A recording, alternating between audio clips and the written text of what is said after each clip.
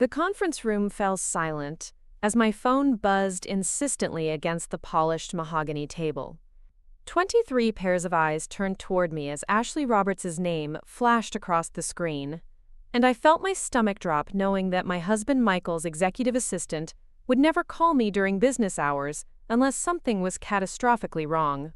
The irony wasn't lost on me that I was sitting in this boardroom as the anonymous founder of Cascade Investment Group, discussing a $47 million acquisition, while receiving a call from a woman who believed I was nothing more than a struggling freelance graphic designer, barely making rent in my Capitol Hill apartment. Before we jump back in, tell us where you're tuning in from, and if this story touches you, make sure you're subscribed, because tomorrow I've saved something extra special for you.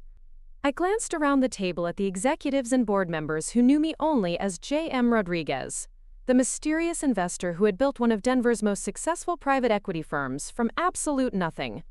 These people had no idea that the woman they respected for her business acumen and strategic vision was married to a man who dismissed her supposed career struggles with patronizing advice about networking and professional development. They couldn't imagine that the same person who had just approved their largest acquisition in company history was going home each night to a carefully constructed charade of financial instability designed to test whether love could survive without the influence of money and power. "I need to take this," I said quietly, my voice steady despite the growing certainty that whatever Ashley was calling about would somehow shatter the delicate balance I had maintained for the past 4 years.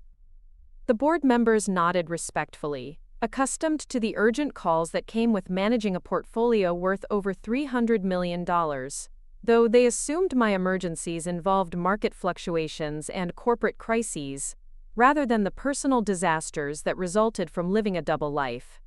I stepped out onto the 20th-floor balcony overlooking downtown Denver, where the Rocky Mountains created a stunning backdrop that reminded me daily of how far I had traveled from the naive young entrepreneur who had once believed that hard work and integrity were sufficient weapons against corporate predators.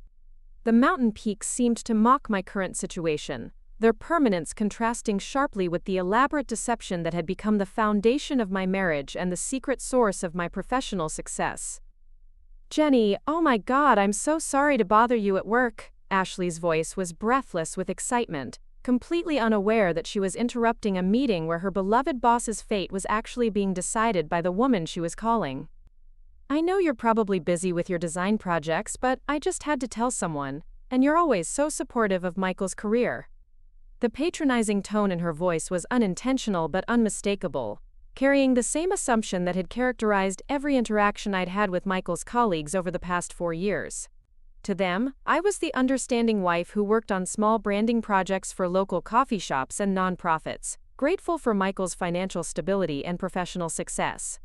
They had no idea that the marketing campaigns Michael took credit for were actually developed by consulting teams I had hired through shell companies, or that the major clients he had supposedly landed through his networking skills were relationships I had cultivated through my real business connections. "What's going on, Ashley?"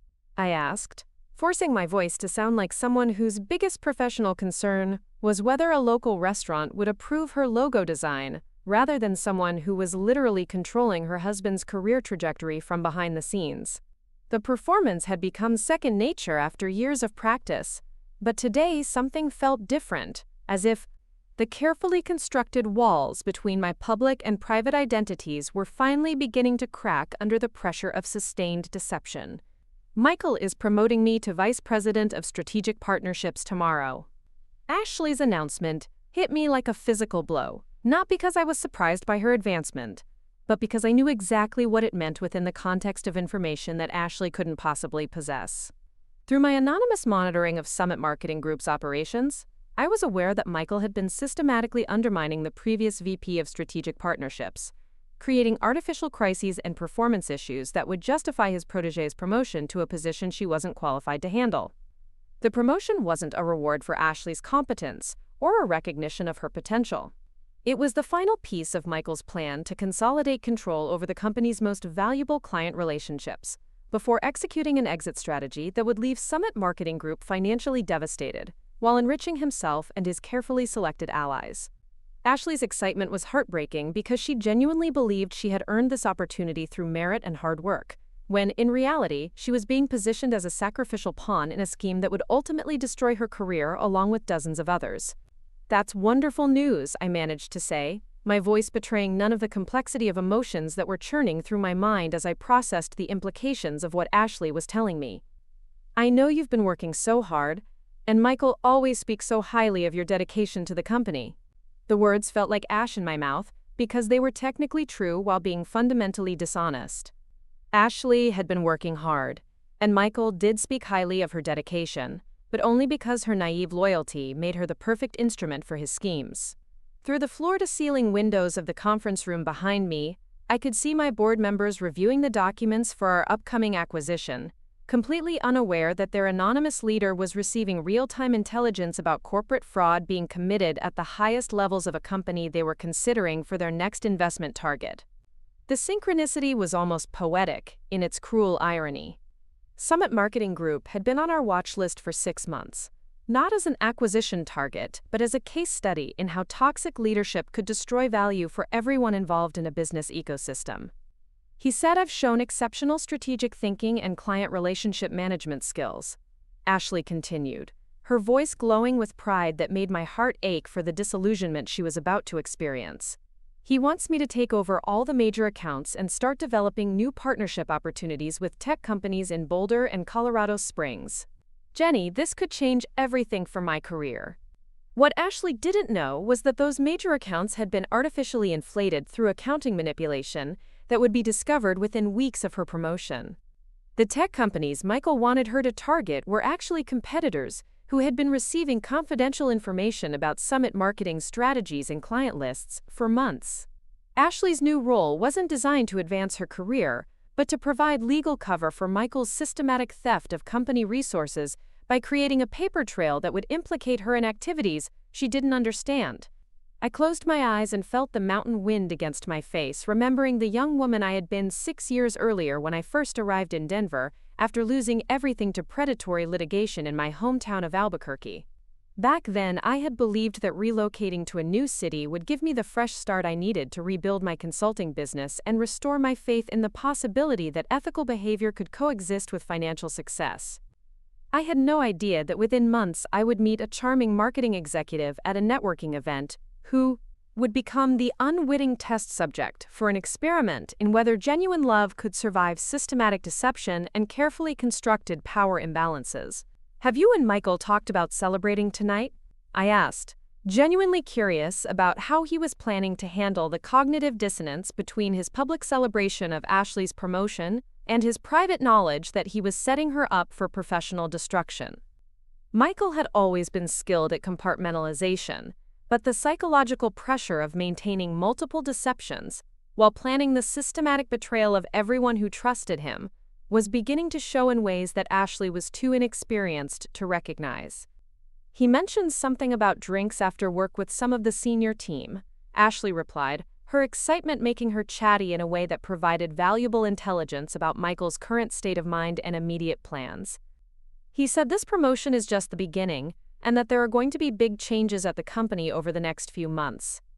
Jenny, I think Summit Marketing is about to become a major player in the Colorado tech scene, and I'm going to be part of making that happen." The tragic optimism in her voice was almost unbearable because I knew that the big changes Michael was planning would indeed make headlines in the Colorado business community, but not for the reasons Ashley imagined. The sophisticated embezzlement scheme he had been implementing would eventually result in federal criminal charges, regulatory investigations, and the complete collapse of a company that employed over 200 people in the Denver metro area. Ashley's promotion would be remembered not as the beginning of her successful career, but as evidence of how thoroughly she had been manipulated by someone she trusted and admired. "I'm so happy for you, Ashley," I said, meaning it despite the complexity of circumstances that made her happiness temporary and based on deception. "You deserve this recognition, and I know you'll do amazing things in your new role." The statement was honest in its assessment of her capabilities, while being deliberately misleading about the context in which those capabilities would be tested. Ashley was smart, dedicated, and genuinely talented at relationship building, but those qualities would work against her when she discovered that her new position was essentially a trap designed to destroy her professionally, while protecting Michael from accountability. As Ashley continued describing her excitement about the new responsibilities and opportunities, I found myself thinking about the parallel conversations that were probably happening throughout Summit Marketing Group at that exact moment. Michael's carefully selected inner circle would be receiving different versions of the same news, each calibrated to their role in his exit strategy and their potential value as either allies or scapegoats. The senior executives who knew about his scheme would be celebrating their upcoming financial windfall, while the middle managers and employees who had no idea what was coming would be expressing genuine excitement about the company's apparent growth and success. The compartmentalization required to manage such an elaborate deception was something I understood intimately, having spent the past 4 years maintaining the fiction that I was a struggling freelance designer while actually controlling a business empire worth hundreds of millions of dollars. The psychological cost of living multiple identities was enormous, requiring constant vigilance to maintain consistency across different contexts and relationships. Every conversation demanded careful calculation, every emotional response needed strategic consideration, and every interaction carried the risk of accidentally revealing information that could destroy the entire carefully constructed narrative. But there was a fundamental difference between my deception and Michael's that went to the heart of motivation and intended outcomes. Preparing and narrating this story took us a lot of time, so if you are enjoying it, subscribe to our channel, it means a lot to us. Now back to the story.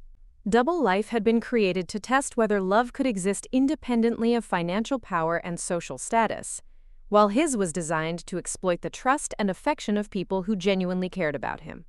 My elaborate charade was ultimately motivated by a desire to build something authentic and lasting, while his was driven by greed and the systematic betrayal of everyone who had invested their careers and emotional energy in his success. "I should probably get back to work," Ashley said reluctantly, her voice still bubbling with excitement about the opportunities that awaited her. "I have so much to learn about the strategic partnership portfolio, and Michael wants me to be ready to hit the ground running on Monday. Thank you for being so supportive, Jenny.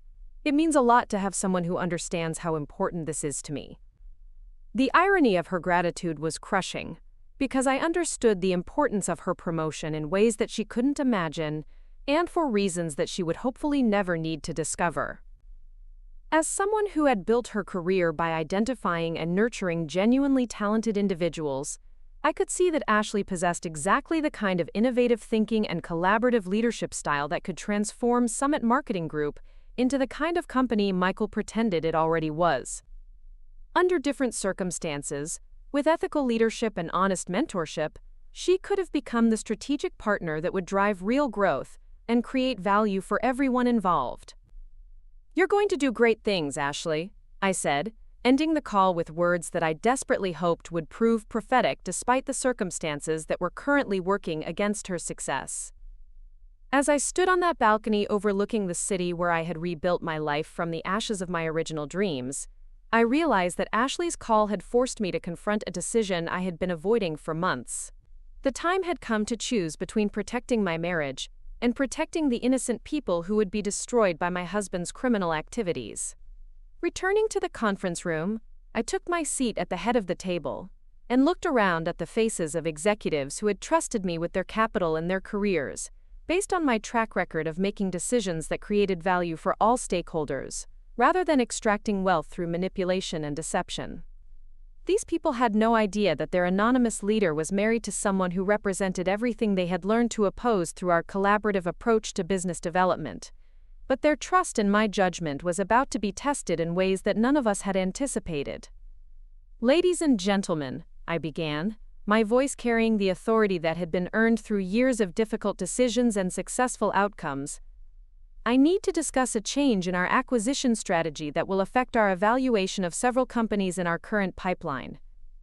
The board members leaned forward attentively, accustomed to my strategic pivots, and confident in my ability to identify opportunities and threats that others might miss.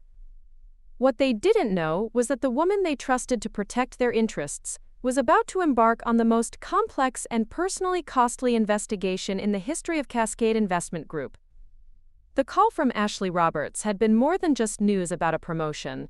It had been a catalyst that would force me to choose between the comfortable deception that protected my marriage and the painful truth that could save dozens of innocent people from financial and professional ruin. The mountains visible through the conference room windows seemed to approve of the decision I was making, their ancient permanence providing perspective on the temporary nature of even the most elaborate human deceptions. The woman who had once lost everything to corporate predators was about to use everything she had learned and built to prevent others from experiencing the same devastating betrayal. The game that had begun 6 years earlier in a Denver coffee shop was finally approaching its endgame, and the stakes had never been higher for everyone involved. As I began outlining the new investigative protocols that would govern our evaluation of Summit Marketing Group and similar companies, I felt the familiar weight of responsibility that came with possessing information that could destroy lives and careers with a single decision. But for the first time since that networking event where I had met Michael Chen, I also felt the clarity that comes from finally aligning my actions with my values, regardless of the personal cost that such alignment might require. The transformation that had begun with Ashley Roberts' excited phone call was already changing the trajectory of multiple lives, though most of the people affected wouldn't understand the magnitude of that change until much later.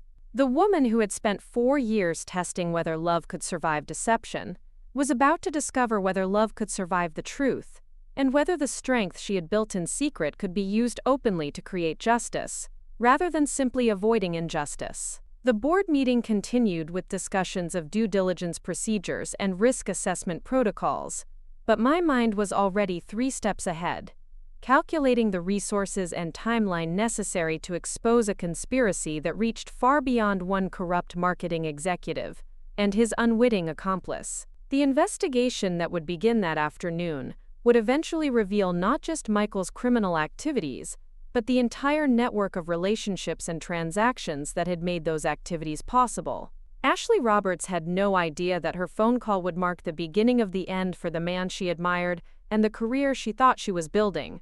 But perhaps more importantly, she had no idea that the struggling graphic designer she had called to share her good news was actually the one person in Denver with both the resources and the motivation to ensure that her genuine talents would ultimately be recognized and rewarded in ways that transcended the temporary setback she was about to experience. The woman who answered Ashley's call that day was someone who understood both the pain of professional betrayal and the satisfaction of rebuilding from that betrayal into something stronger and more authentic than what had been destroyed. The conversation that had begun with Ashley's excitement about her promotion would eventually become the foundation for a different kind of career advancement, one based on merit and ethical leadership, rather than manipulation and systematic deception. As the afternoon sun cast long shadows across the conference room floor, I began making the mental calculations that would guide the most important investigation of my professional career. The woman who had once hidden her strength to test whether it could be loved was finally ready to use that strength openly and decisively, regardless of whether love could survive the consequences of such honesty. The time for testing was over, and the time for truth had finally arrived. The transformation from Jennifer Martinez, struggling design consultant in Albuquerque, to J.M. Rodriguez, anonymous founder of Cascade Investment Group, began on a Tuesday morning in March, when I discovered that 6 years of careful relationship building and strategic business development could be destroyed by a single phone call from a lawyer representing interests I had never heard of. The irony wasn't lost on me that the call came while I was putting the finishing touches on a brand identity package for a local tech startup, whose founders reminded me of my younger self, full of brilliant ideas and naive optimism about the relationship between innovation and financial success in the American business ecosystem. Rachel Martinez, no relation despite the shared surname, had been recommended by the Small Business Development Center as someone who specialized in intellectual property disputes involving emerging companies. What she didn't tell me during our initial consultation was that my case represented something far more systemic than a simple disagreement over design ownership. According to the documents she spread across my kitchen table that morning, I was being sued by Stellar Creative Enterprises, a multinational marketing conglomerate based in Phoenix, for allegedly stealing proprietary design concepts and rebranding them for my own clients. The lawsuit was comprehensive in its scope and devastating in its implications. Stellar Creative claimed that 17 different projects in my portfolio showed suspicious similarities to campaigns they had developed for major corporate clients over the previous 3 years. The evidence they presented was circumstantially compelling. Side-by-side comparisons of color schemes, typography selections, and layout structures that did indeed demonstrate remarkable consistency with their internal creative standards. To someone without deep understanding of design evolution and industry trends, it would appear that I had systematically copied their work and repackaged it as original creative content for my own client base. The reality was far more insidious than simple copyright infringement. Stellar Creative hadn't stumbled across my portfolio and noticed similarities to their existing work. They had been systematically targeting successful independent designers throughout the Southwest, using their vast resources to manufacture intellectual property disputes that smaller competitors couldn't afford to litigate. Their business model was elegant in its predatory efficiency. Identify promising creative professionals whose work showed natural evolution of current design trends, claim ownership of those trends as proprietary innovations, then force settlements that eliminated potential competitors while generating revenue streams that required no actual creative labor. Rachel walked me through the financial mechanics of fighting their lawsuit, and the numbers painted a picture that was both predictable and terrifying. Even if I ultimately prevailed in court, which was far from guaranteed given the subjective nature of creative copyright law, the legal expenses would bankrupt my business long before we reached a final verdict. Stellar Creative's attorneys had calculated this outcome precisely, which was why their settlement offer appeared generous while actually being extortionist. I could pay them $200,000 and agree to a non-compete clause that would prevent me from working in New Mexico, Arizona, Colorado, or Utah for 7 years. Or I could spend 3 times that amount on legal fees with no guarantee of success. The non-compete provision was the most devastating aspect of their offer, because it wasn't just about eliminating me as a competitor. They wanted to drive me completely out of the regional market, while sending a clear message to other independent designers about the consequences of achieving success that might threaten established players. The geographic scope of their proposed restriction would force me to relocate to entirely different markets, where I had no professional relationships, client base, or cultural understanding of local business dynamics. Sitting in my small apartment that night, reviewing the lawsuit documents while trying to calculate whether I had enough savings to survive the legal battle they were forcing upon me, I felt something fundamental shift in my understanding of how business actually operated in America. The naive optimism that had driven my entrepreneurial ambitions was being systematically dismantled by people who contributed nothing except legal manipulation and strategic intimidation. If this was how the system actually worked, then I needed to learn to play by rules I had never imagined existed. The next 6 months were a masterclass in corporate warfare disguised as intellectual property litigation. Stellar Creative's legal team was relentless in their pursuit of information that could be used to strengthen their case or create additional avenues for attack. They demanded access to my client files, creative process documentation, and financial records going back 5 years. Every piece of information I provided was analyzed for potential vulnerabilities that could be exploited in depositions or court proceedings, designed to exhaust my resources rather than establish legal facts. But their systematic approach to destroying my business also revealed patterns that a more careful opponent might have concealed. Through discovery requests and document production, I began to understand that my case was part of a much larger operation, targeting creative professionals throughout the region. Stellar Creative had filed similar lawsuits against graphic designers, web developers, marketing consultants, and brand strategists in 6 different states, using virtually identical strategies to eliminate competition, while extracting settlements that funded their continued expansion into new markets.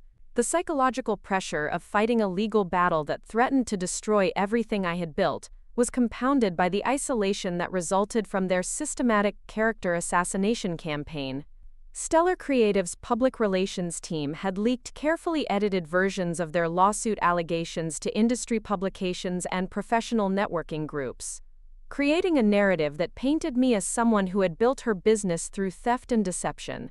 Potential clients who had been interested in my services suddenly stopped returning phone calls, professional colleagues began treating me with suspicion, and collaborative relationships that had taken years to develop evaporated as people distanced themselves from association with my supposed criminal activities. The most devastating aspect of their campaign wasn't the financial pressure or even the professional isolation. It was the realization that people I had considered friends and mentors were willing to believe the worst about my character, based on allegations from strangers who had never demonstrated any interest in truth or justice. The business community I had worked so hard to join was revealing itself to be far more concerned with avoiding controversy than supporting colleagues who were facing unjust attacks from powerful adversaries. 9 months after the lawsuit was filed, Rachel finally delivered the news I had been both hoping for and dreading. Stellar Creative was willing to settle for $150,000 and a 5-year non-compete agreement covering Colorado, New Mexico, and Arizona.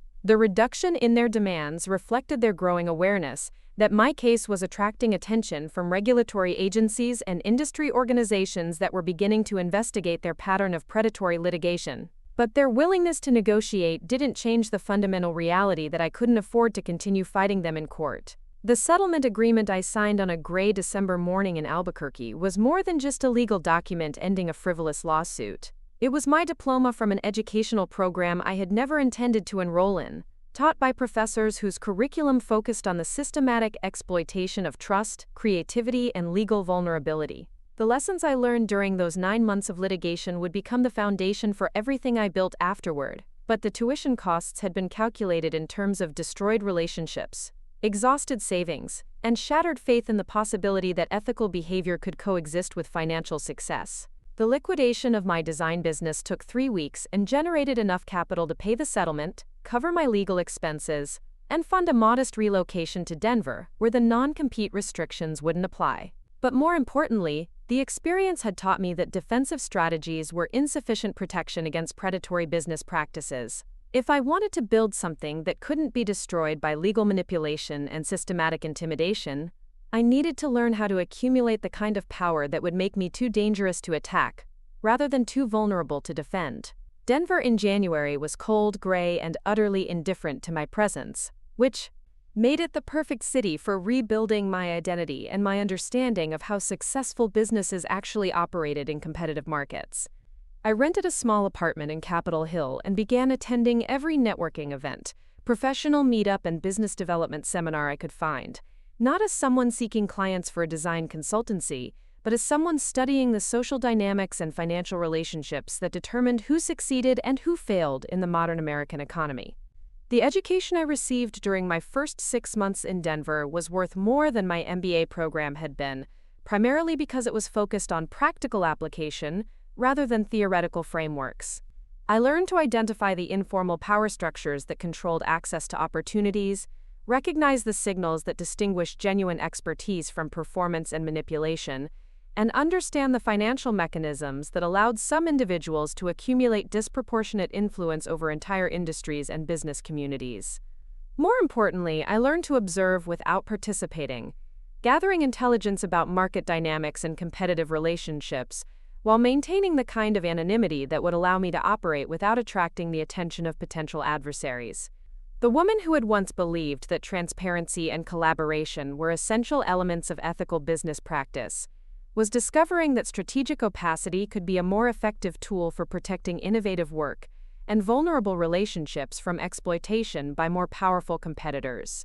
The networking event where I first encountered Michael Chen took place at a hotel conference center in downtown Denver, hosted by the Colorado Technology Association for professionals working in marketing, business development, and strategic partnerships within the state's growing tech sector.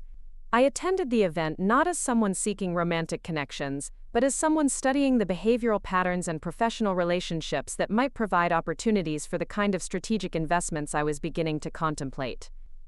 Michael's presentation that evening was polished, confident, and carefully designed to position him as someone who understood both the creative and analytical sides of technology marketing.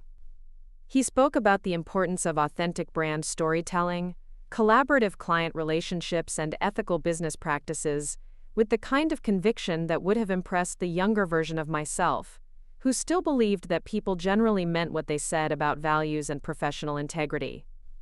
But 6 months of intensive observation had taught me to listen for what wasn't being said as much as what was, and Michael's presentation revealed subtle inconsistencies that suggested a more complex relationship with the ethical principles he was advocating. His case studies focused on successful outcomes rather than collaborative processes, His metrics emphasized revenue generation over client satisfaction, and his recommendations for industry best practices seemed designed to eliminate smaller competitors rather than strengthen the overall business ecosystem.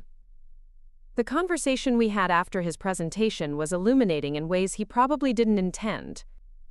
When I introduced myself as someone who was new to Denver's business community and interested in learning about opportunities in marketing and brand development, Michael immediately began questioning me about my background, financial resources, and professional connections with the kind of systematic thoroughness that suggested he was evaluating my potential usefulness rather than expressing genuine interest in my perspectives or experiences. His questions revealed assumptions about my situation that were both flattering and insulting. He assumed that someone my age attending networking events alone was probably struggling financially and seeking mentorship from more established professionals. He assumed that my questions about his presentation indicated admiration for his expertise rather than analytical evaluation of his claims and credentials. Most significantly, he assumed that my interest in learning about Denver's business community meant I would be grateful for guidance from someone who positioned himself as an insider, with valuable connections and strategic insights. The most revealing aspect of our conversation wasn't what Michael said about his own career and achievements, but how he talked about other people in the room. His comments about colleagues, competitors, and industry leaders demonstrated a worldview that prioritized personal advancement over collaborative success and viewed professional relationships primarily as opportunities for extracting value, rather than creating mutual benefit. The man who had just given a presentation about authentic brand storytelling and ethical business practices was revealing himself to be someone who understood those concepts primarily as marketing tools rather than operational principles. By the time Michael asked for my contact information and suggested we continue our conversation over coffee the following week, I had already made the decision that would define the next 4 years of my life.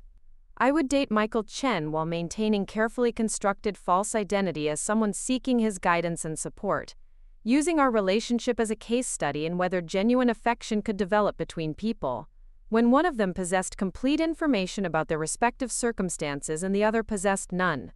The experiment I was designing wasn't motivated by revenge or manipulation, but by genuine curiosity about the psychological dynamics of romantic relationships in contexts where power and information were distributed unequally. If Michael could develop real feelings for someone he believed was dependent on his expertise and generosity, then perhaps the cynicism I had acquired through my legal education was preventing me from recognizing authentic human connections that could transcend financial considerations and social positioning. But the experiment also required me to construct an alternative identity that could withstand sustained scrutiny, while providing cover for the business activities I was planning to pursue in parallel with our developing relationship. The struggling freelance graphic designer persona I created for Michael's benefit was actually more complex and demanding than my real identity as an anonymous investor, because it required consistent performance across multiple contexts and relationships, while never contradicting information that could be independently verified. The apartment I rented in Capitol Hill was furnished and decorated to support the illusion that I was barely making ends meet, as someone transitioning from a failed business in New Mexico to uncertain prospects in Colorado's competitive creative market. Every detail was carefully planned to suggest financial struggle without indicating incompetence, artistic ambition without professional naivety, and intellectual curiosity without business sophistication. The performance required me to become genuinely knowledgeable about freelance design work, local business networking, and the challenges facing independent creative professionals, which meant that my fake identity was actually supported by real expertise acquired specifically for the purpose of maintaining credibility. The investment fund I established during the first year of my relationship with Michael was initially capitalized through the liquidation of assets I had accumulated before moving to Denver, supplemented by returns from conservative investments I had made using settlement money left over after paying my legal expenses in Albuquerque.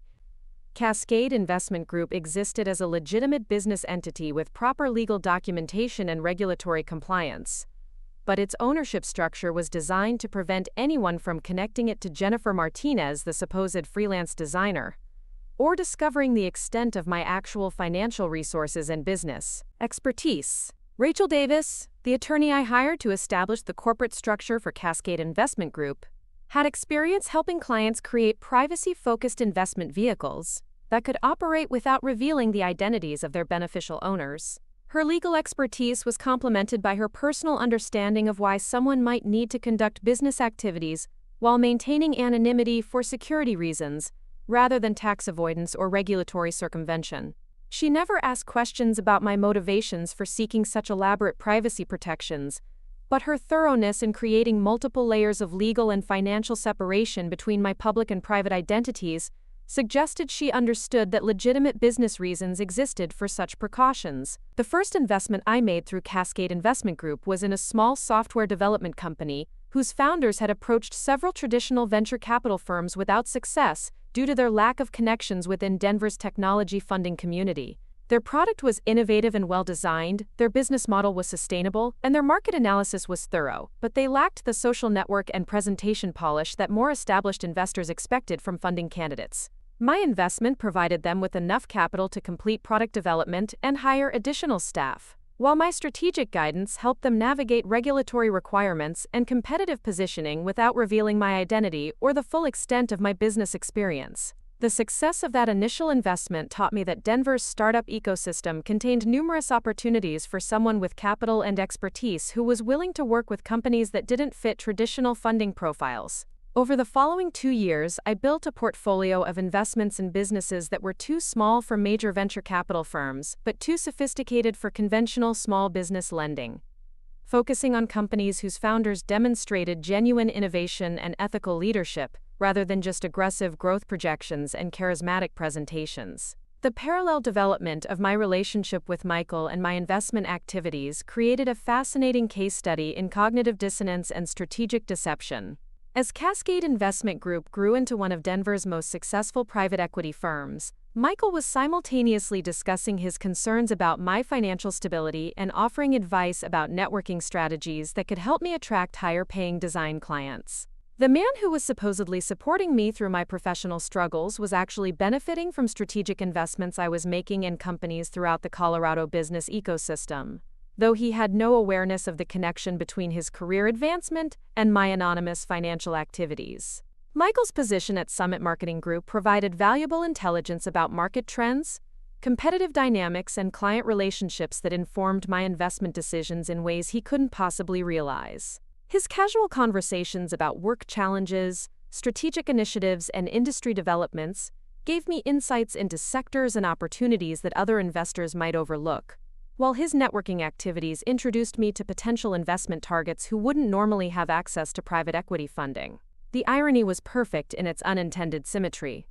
Michael thought he was mentoring me about professional development, while I was actually using information he provided to build a business empire that would eventually give me control over his career trajectory. The psychological complexity of maintaining such elaborate deception while developing genuine feelings for someone who possessed no accurate information about my actual circumstances was far more challenging than I had anticipated when designing the experiment.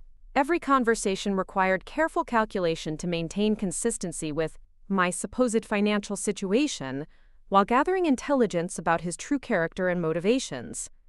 Every emotional moment was complicated by awareness that his affection was based on incomplete and deliberately misleading information about who I actually was and what I was capable of achieving independently.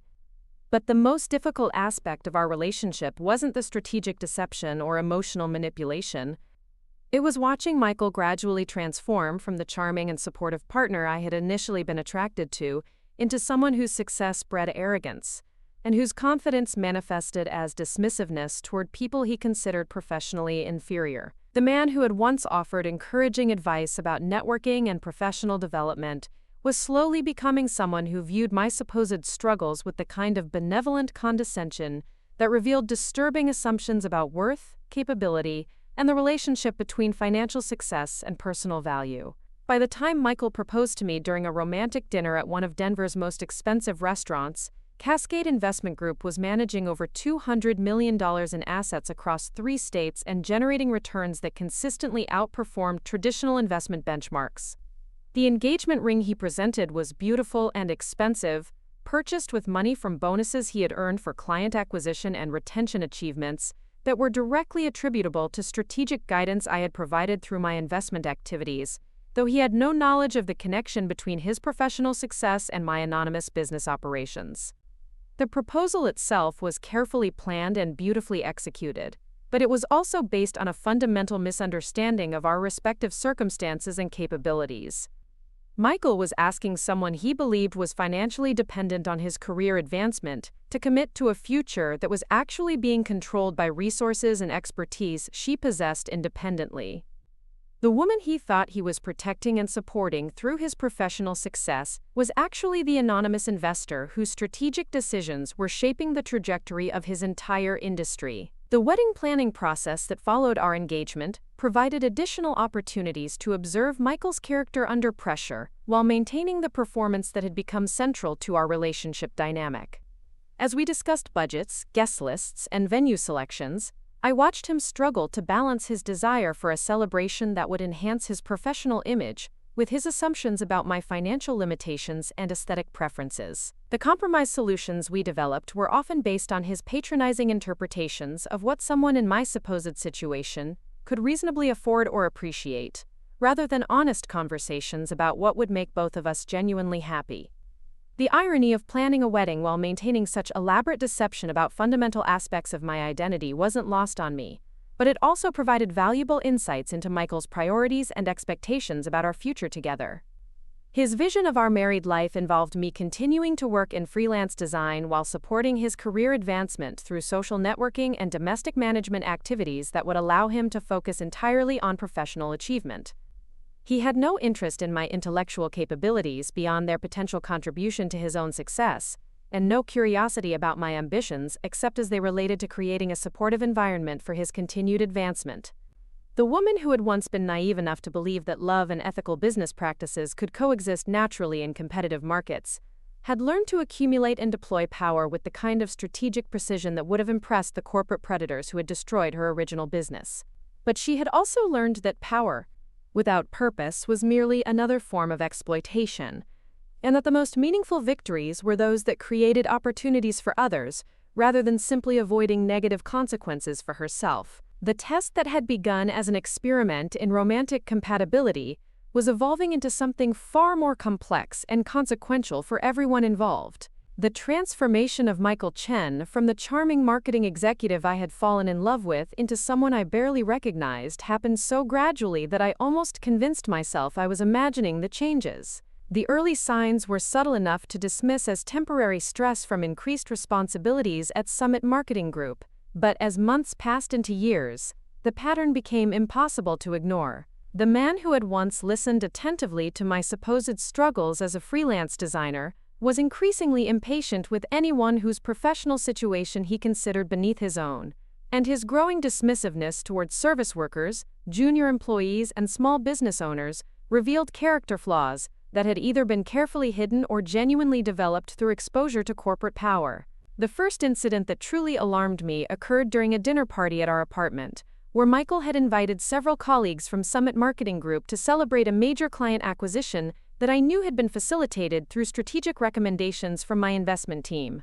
The guest list included David Park, the senior developer who had actually created the innovative software solutions that won the contract, along with his wife Sarah and several other technical team members whose expertise had made the project successful. Throughout the evening, Michael positioned himself as the architect of their success, while systematically minimizing their contributions in ways that were both subtle and deeply disrespectful. When David attempted to explain the technical challenges they had overcome during the software development process, Michael interrupted with dismissive comments about the importance of focusing on business outcomes rather than implementation details.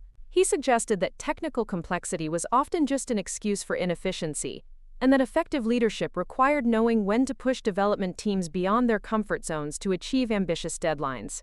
The condescension in his tone was unmistakable, and I watched David's enthusiasm drain away as he realized that his boss viewed his expertise as an obstacle to overcome rather than an asset to leverage. But the most disturbing aspect of Michael's behavior that evening wasn't his treatment of the technical team members. It was how he talked about our relationship in front of people who knew me only as his struggling designer girlfriend.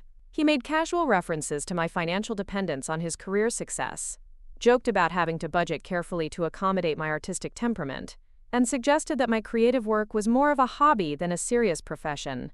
The comments were delivered with affectionate humor that was supposed to soften their impact, but they revealed assumptions about gender, creativity, and professional value that were fundamentally incompatible with the partnership I thought we were building.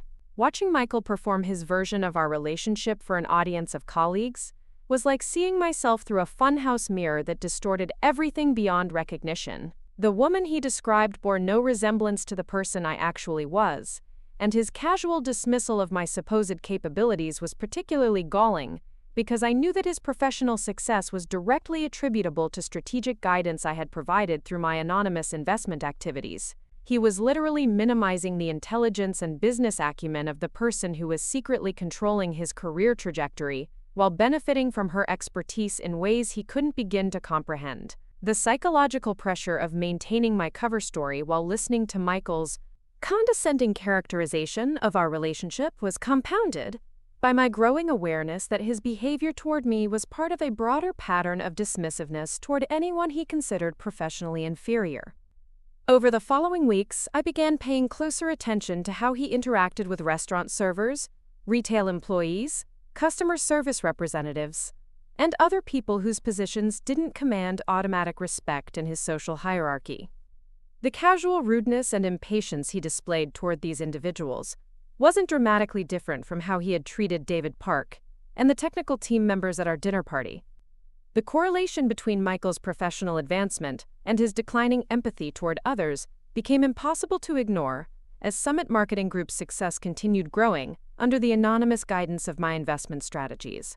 Each promotion, bonus, and industry recognition seemed to reinforce his belief that his achievements were solely the result of his personal brilliance and strategic vision, rather than collaborative efforts involving dozens of talented colleagues whose contributions he was increasingly likely to minimize or ignore entirely. The man who had once offered encouraging advice about networking and professional development was gradually becoming someone who viewed other people's careers as resources to be managed, rather than relationships to be nurtured. My role as Michael's anonymous benefactor gave me unprecedented insight into the disconnect between his public persona and his private decision-making processes.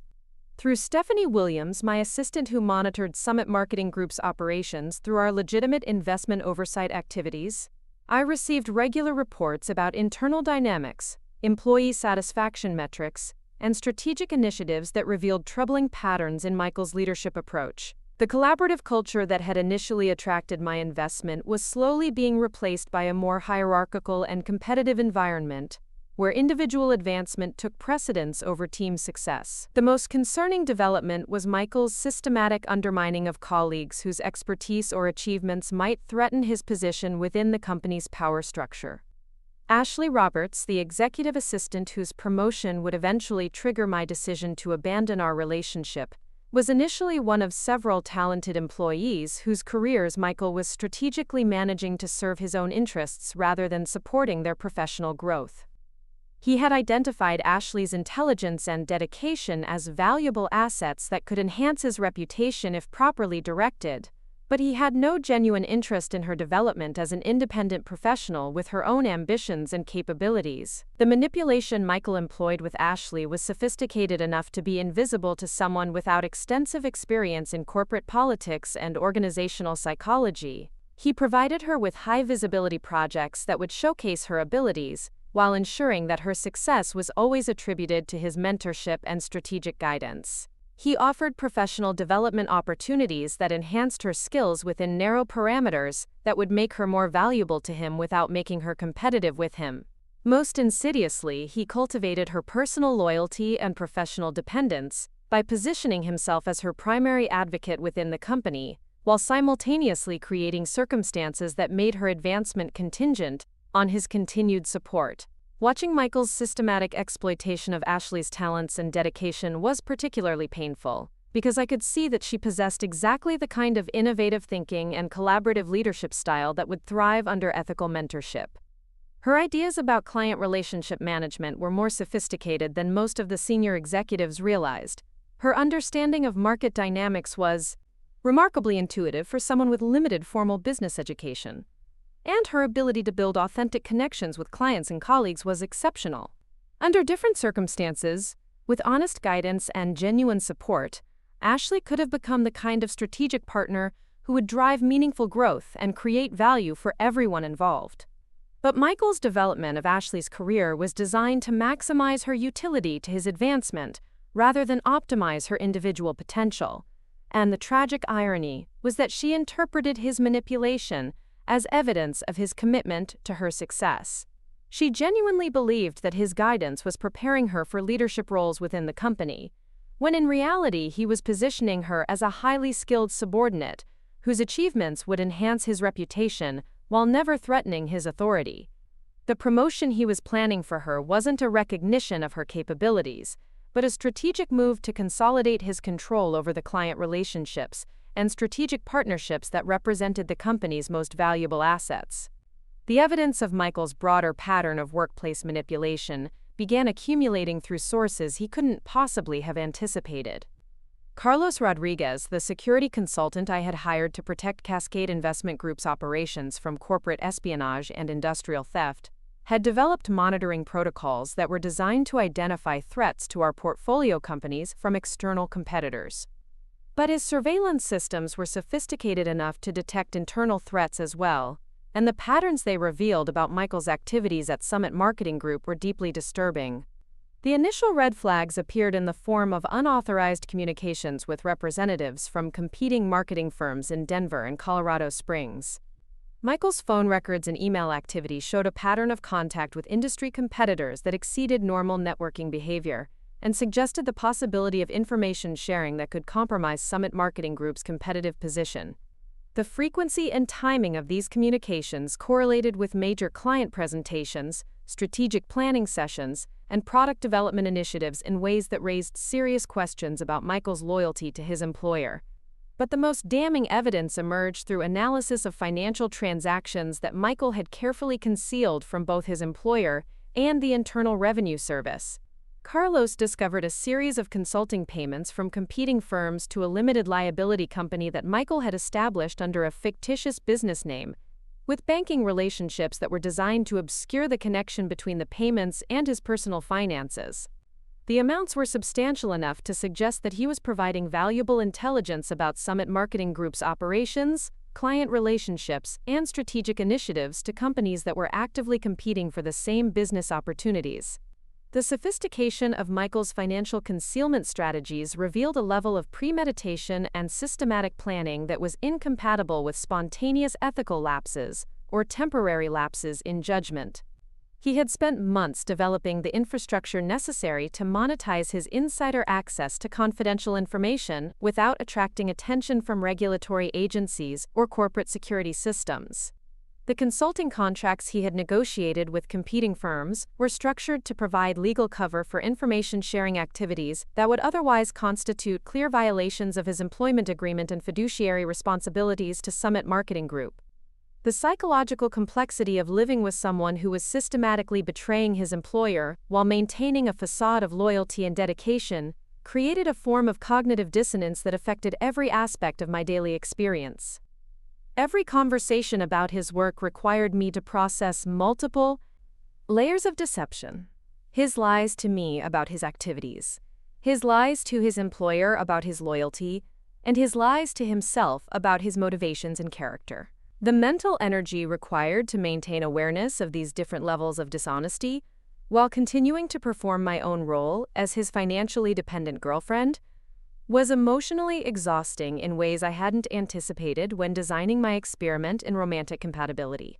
The pressure intensified when Michael began discussing his long-term career plans with an enthusiasm that revealed his complete confidence in his ability to manipulate multiple stakeholders without consequences. He outlined his vision for eventually starting his own marketing consultancy, leveraging the client relationships and industry expertise he had developed at Summit Marketing Group to build an independent business that would provide greater financial rewards and professional autonomy. What made these conversations particularly chilling was his casual assumption that he would be able to take valuable company assets with him when he left, including client contacts, strategic methodologies, and proprietary market research that belonged to his current employer. The planning documents I discovered in Michael's personal files during a security review that Carlos had recommended to protect our home computer systems from potential cybersecurity threats revealed the full scope of his intended theft from Summit Marketing Group. He had been systematically copying client databases, strategic planning documents, financial projections, and competitive analysis reports to personal storage devices that he planned to use as the foundation for his independent consulting business. The level of detail in his theft was comprehensive enough to allow him to essentially recreate Summit Marketing Group's most valuable services and client relationships within his own company, leaving his current employer with substantially diminished competitive capabilities. But the most disturbing aspect of Michael's departure strategy wasn't the scope of his intended theft, or even the systematic nature of his preparation.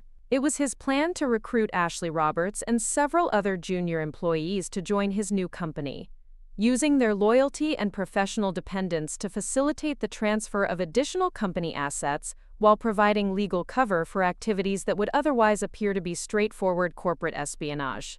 He intended to position Ashley's departure as a voluntary career advancement opportunity rather than participation in a conspiracy to defraud their current employer, exploiting her trust and ambition to make her complicit in activities that could destroy her professional reputation and expose her to serious legal liability. The evidence files that Carlos assembled over the course of 6 months painted a comprehensive picture of systematic corporate fraud that extended far beyond simple information sharing or competitive intelligence gathering.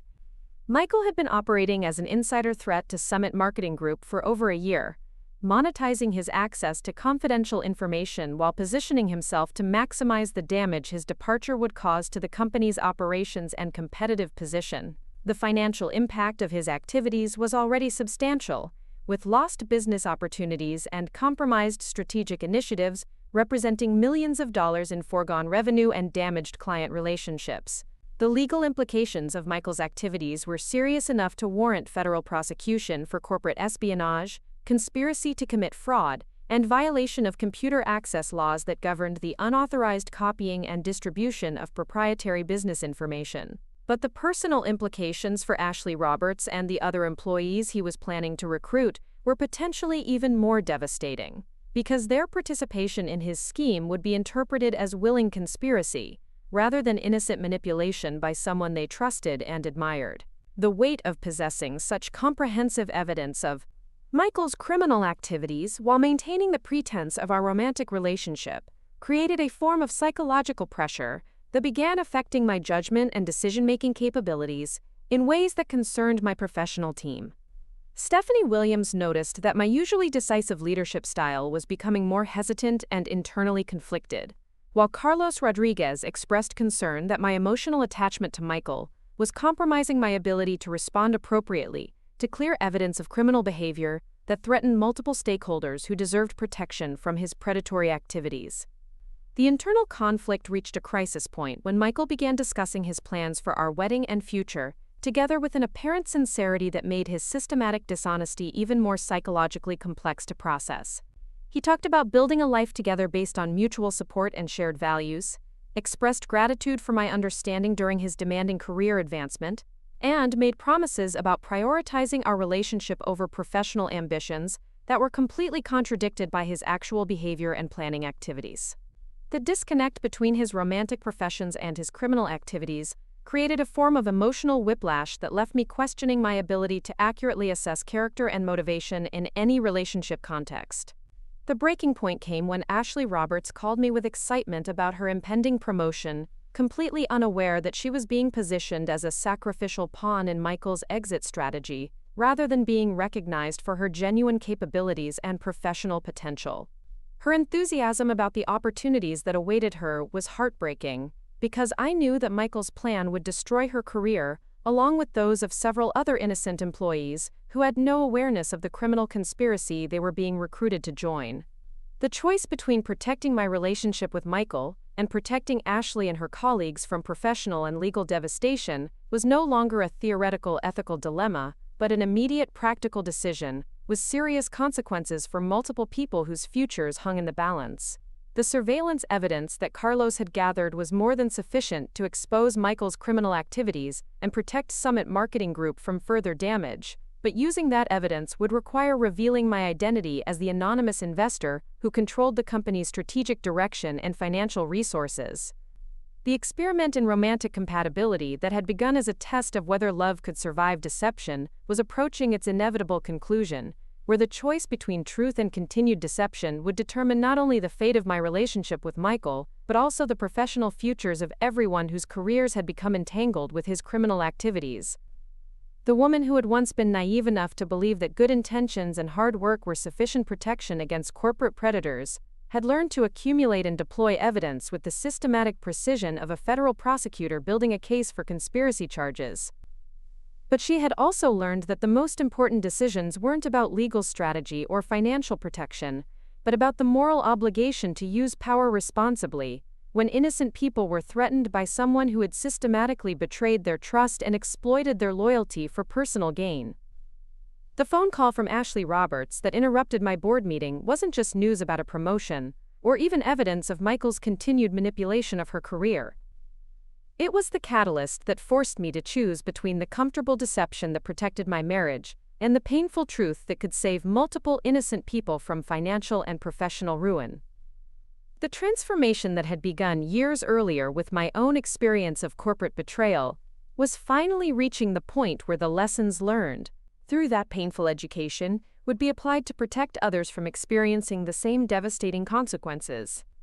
The investigation that would begin that afternoon would reveal not just Michael's individual criminal activities, but the entire network of relationships and transactions that had made those activities possible. The woman who had spent years testing whether love could survive systematic deception was about to discover whether love could survive the kind of truth that destroyed carefully constructed illusions about character, values, and the fundamental nature of trust in intimate relationships. The morning after Ashley's phone call arrived, with the kind of crystalline clarity that only comes when months of careful planning finally converge into decisive action, I stood in my real closet, selecting attire that would signal authority rather than apologetic presence, choosing pieces that had never seen the inside of my Capitol Hill apartment, but belonged to the woman who had built Cascade Investment Group into one of Denver's most respected private equity firms. The charcoal gray Armani suit had been waiting for this moment, along with the confidence that comes from finally abandoning a performance that had served its purpose and revealed everything necessary about character,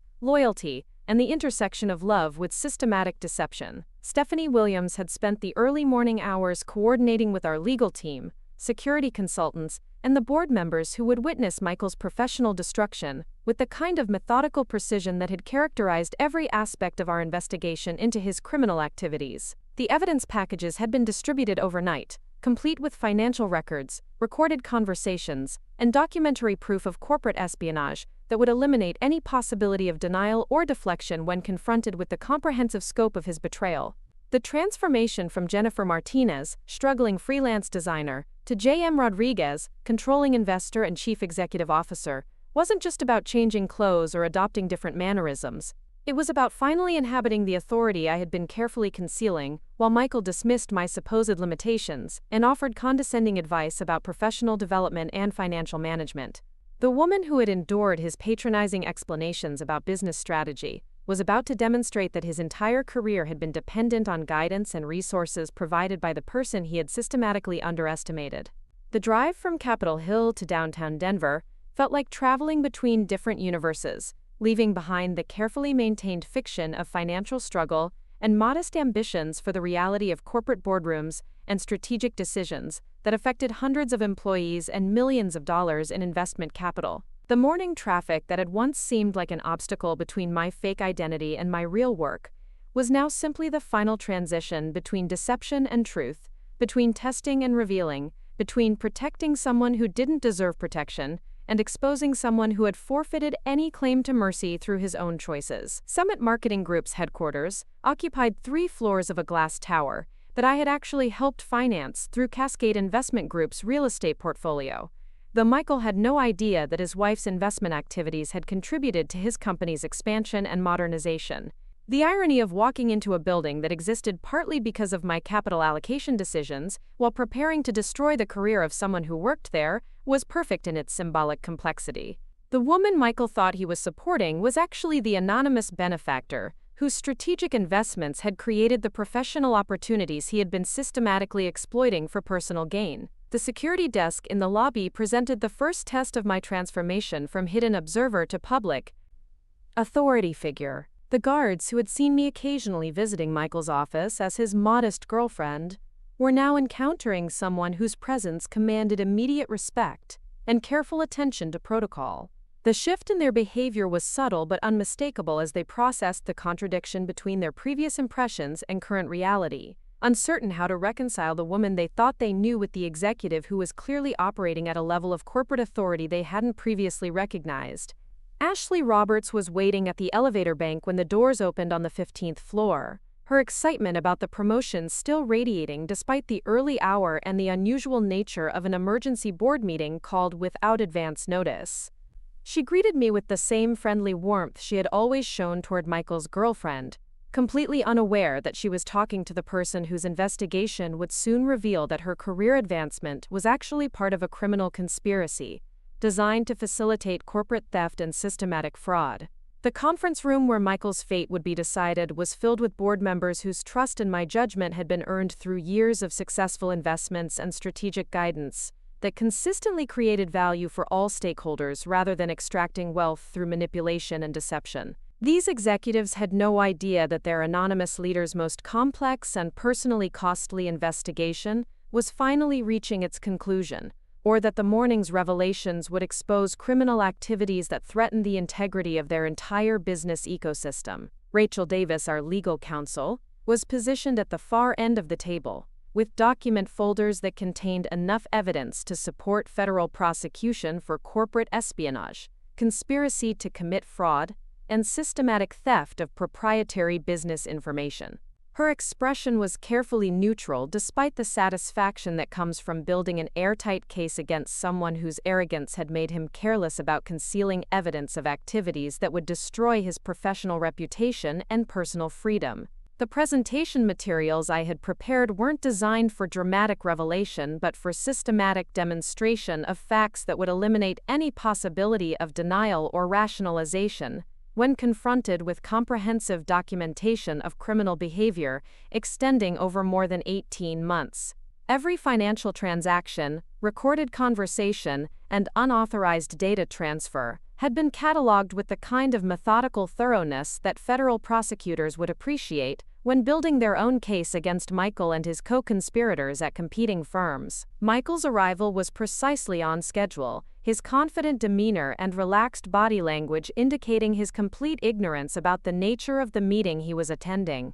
He entered the conference room expecting to find routine corporate governance discussions about quarterly performance metrics and strategic planning initiatives, not a tribunal that would expose his systematic betrayal of the company that had trusted him with access to their most valuable assets and confidential information.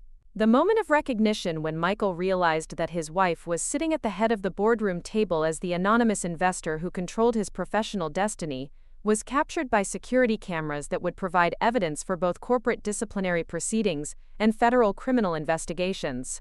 His face went through a rapid sequence of expressions that revealed the psychological process of connecting previously unrelated information into a coherent understanding of how completely he had misunderstood the power dynamics in both his marriage and his career. The silence that followed my introduction as the founder and chief executive officer of Cascade Investment Group stretched long enough for Michael to process the implications of what he was learning about the woman he had been married to for 2 years. The struggling freelance designer who had listened patiently to his advice about networking and professional development was actually the anonymous investor whose strategic decisions had shaped the trajectory of his entire industry, and whose capital had literally paid the salaries he had earned while systematically stealing from his employer. Ashley Roberts' presence in the meeting added another layer of complexity to Michael's growing understanding of how thoroughly his plans had been anticipated and documented by people who possessed far more information about his activities than he had realized. The promotion he had announced to her with such confidence wasn't a recognition of her capabilities, but evidence of his intention to use her loyalty and professional dependence as cover for criminal activities that would destroy her career, along with those of several other innocent employees. The first slide of my presentation displayed the complete ownership structure of Summit Marketing Group, with every investment and strategic partnership traced back through corporate entities that Michael had never known existed. The anonymous benefactor whose mysterious capital injections had saved the company from bankruptcy and funded its expansion into new markets was revealed to be the woman whose financial struggles he had been discussing with condescending sympathy during dinner conversations with colleagues and friends. The timeline that followed showed the correlation between Michael's employment at Summit Marketing Group and my investment activities, demonstrating that every major client acquisition, strategic initiative, and competitive advantage the company had achieved was directly attributable to resources and guidance I had provided through carefully concealed channels. His professional success hadn't been the result of personal brilliance or strategic vision, but the inevitable outcome of systematic support from someone whose expertise and capital he had never suspected existed. Michael's attempts to interrupt the presentation were unsuccessful, because the board members were too focused on processing information that fundamentally altered their understanding of corporate governance, investment relationships, and the security vulnerabilities that had allowed systematic theft to continue undetected for over a year. The evidence I was presenting wasn't just about one corrupt employee, but about the broader implications of insider threats and the sophisticated methods that corporate criminals use to monetize their access to confidential information. The financial analysis that documented Michael's unauthorized consulting payments from competing firms was comprehensive enough to support both civil litigation and federal criminal charges. Carlos Rodriguez had traced every transaction through multiple banking relationships and corporate entities, revealing a level of premeditation and systematic planning that demonstrated clear intent to defraud his employer while enriching himself through the sale of proprietary business information and strategic intelligence. Ashley Roberts' expression changed from confusion to horror as she began understanding that her promotion wasn't recognition of her abilities, but positioning for her unwitting participation in criminal activities that could expose her to serious legal liability. The enthusiasm she had expressed during our phone conversation was replaced by growing awareness that Michael's mentorship had been manipulation designed to make her complicit in corporate espionage and systematic fraud. The recorded conversations that Carlos had captured revealed Michael's private discussions about his plans to recruit loyal employees as accomplices in his theft of company assets, using their trust and professional dependence to facilitate activities that would damage Summit Marketing Group while enriching his planned consulting business. His casual dismissal of the legal and ethical implications for the people he was manipulating demonstrated a level of callousness that made his public persona of supportive leadership appear completely fraudulent. The scope of intellectual property theft that Michael had accomplished was staggering in its comprehensiveness, including client databases, strategic methodologies, competitive analysis reports, and proprietary market research that represented millions of dollars in development costs and competitive advantages. His systematic copying of digital assets had been methodical enough to essentially recreate Summit Marketing Group's most valuable services within his own planned consulting business, leaving his current employer with substantially diminished capabilities and market position. But the most damaging evidence wasn't the financial records or recorded conversations, but the emails Michael had exchanged with competitors about specific clients, upcoming presentations, and strategic initiatives that could only have been obtained through his insider access to confidential company information. The dates and details of these communications correlated perfectly with missed business opportunities and failed client relationships that had cost Summit Marketing Group substantial revenue and competitive positioning. The legal documents Rachel Davis placed on the conference table represented both immediate termination procedures and the foundation for federal prosecution of criminal activities that extended far beyond simple employment violations. The evidence package would be forwarded to appropriate regulatory agencies and law enforcement organizations within hours, ensuring that Michael's criminal activities would be investigated with the full resources of federal agencies that specialized in corporate espionage and systematic fraud. Michael's final attempt to salvage his position involved desperate claims about his value to the company and the difficulty of replacing his client relationships and industry expertise. What he failed to realize was that those relationships and expertise were largely products of strategic investments and networking activities that I had orchestrated through anonymous channels, and that his removal would actually improve the company's competitive position by eliminating the security vulnerabilities and ethical compromises that his presence had created.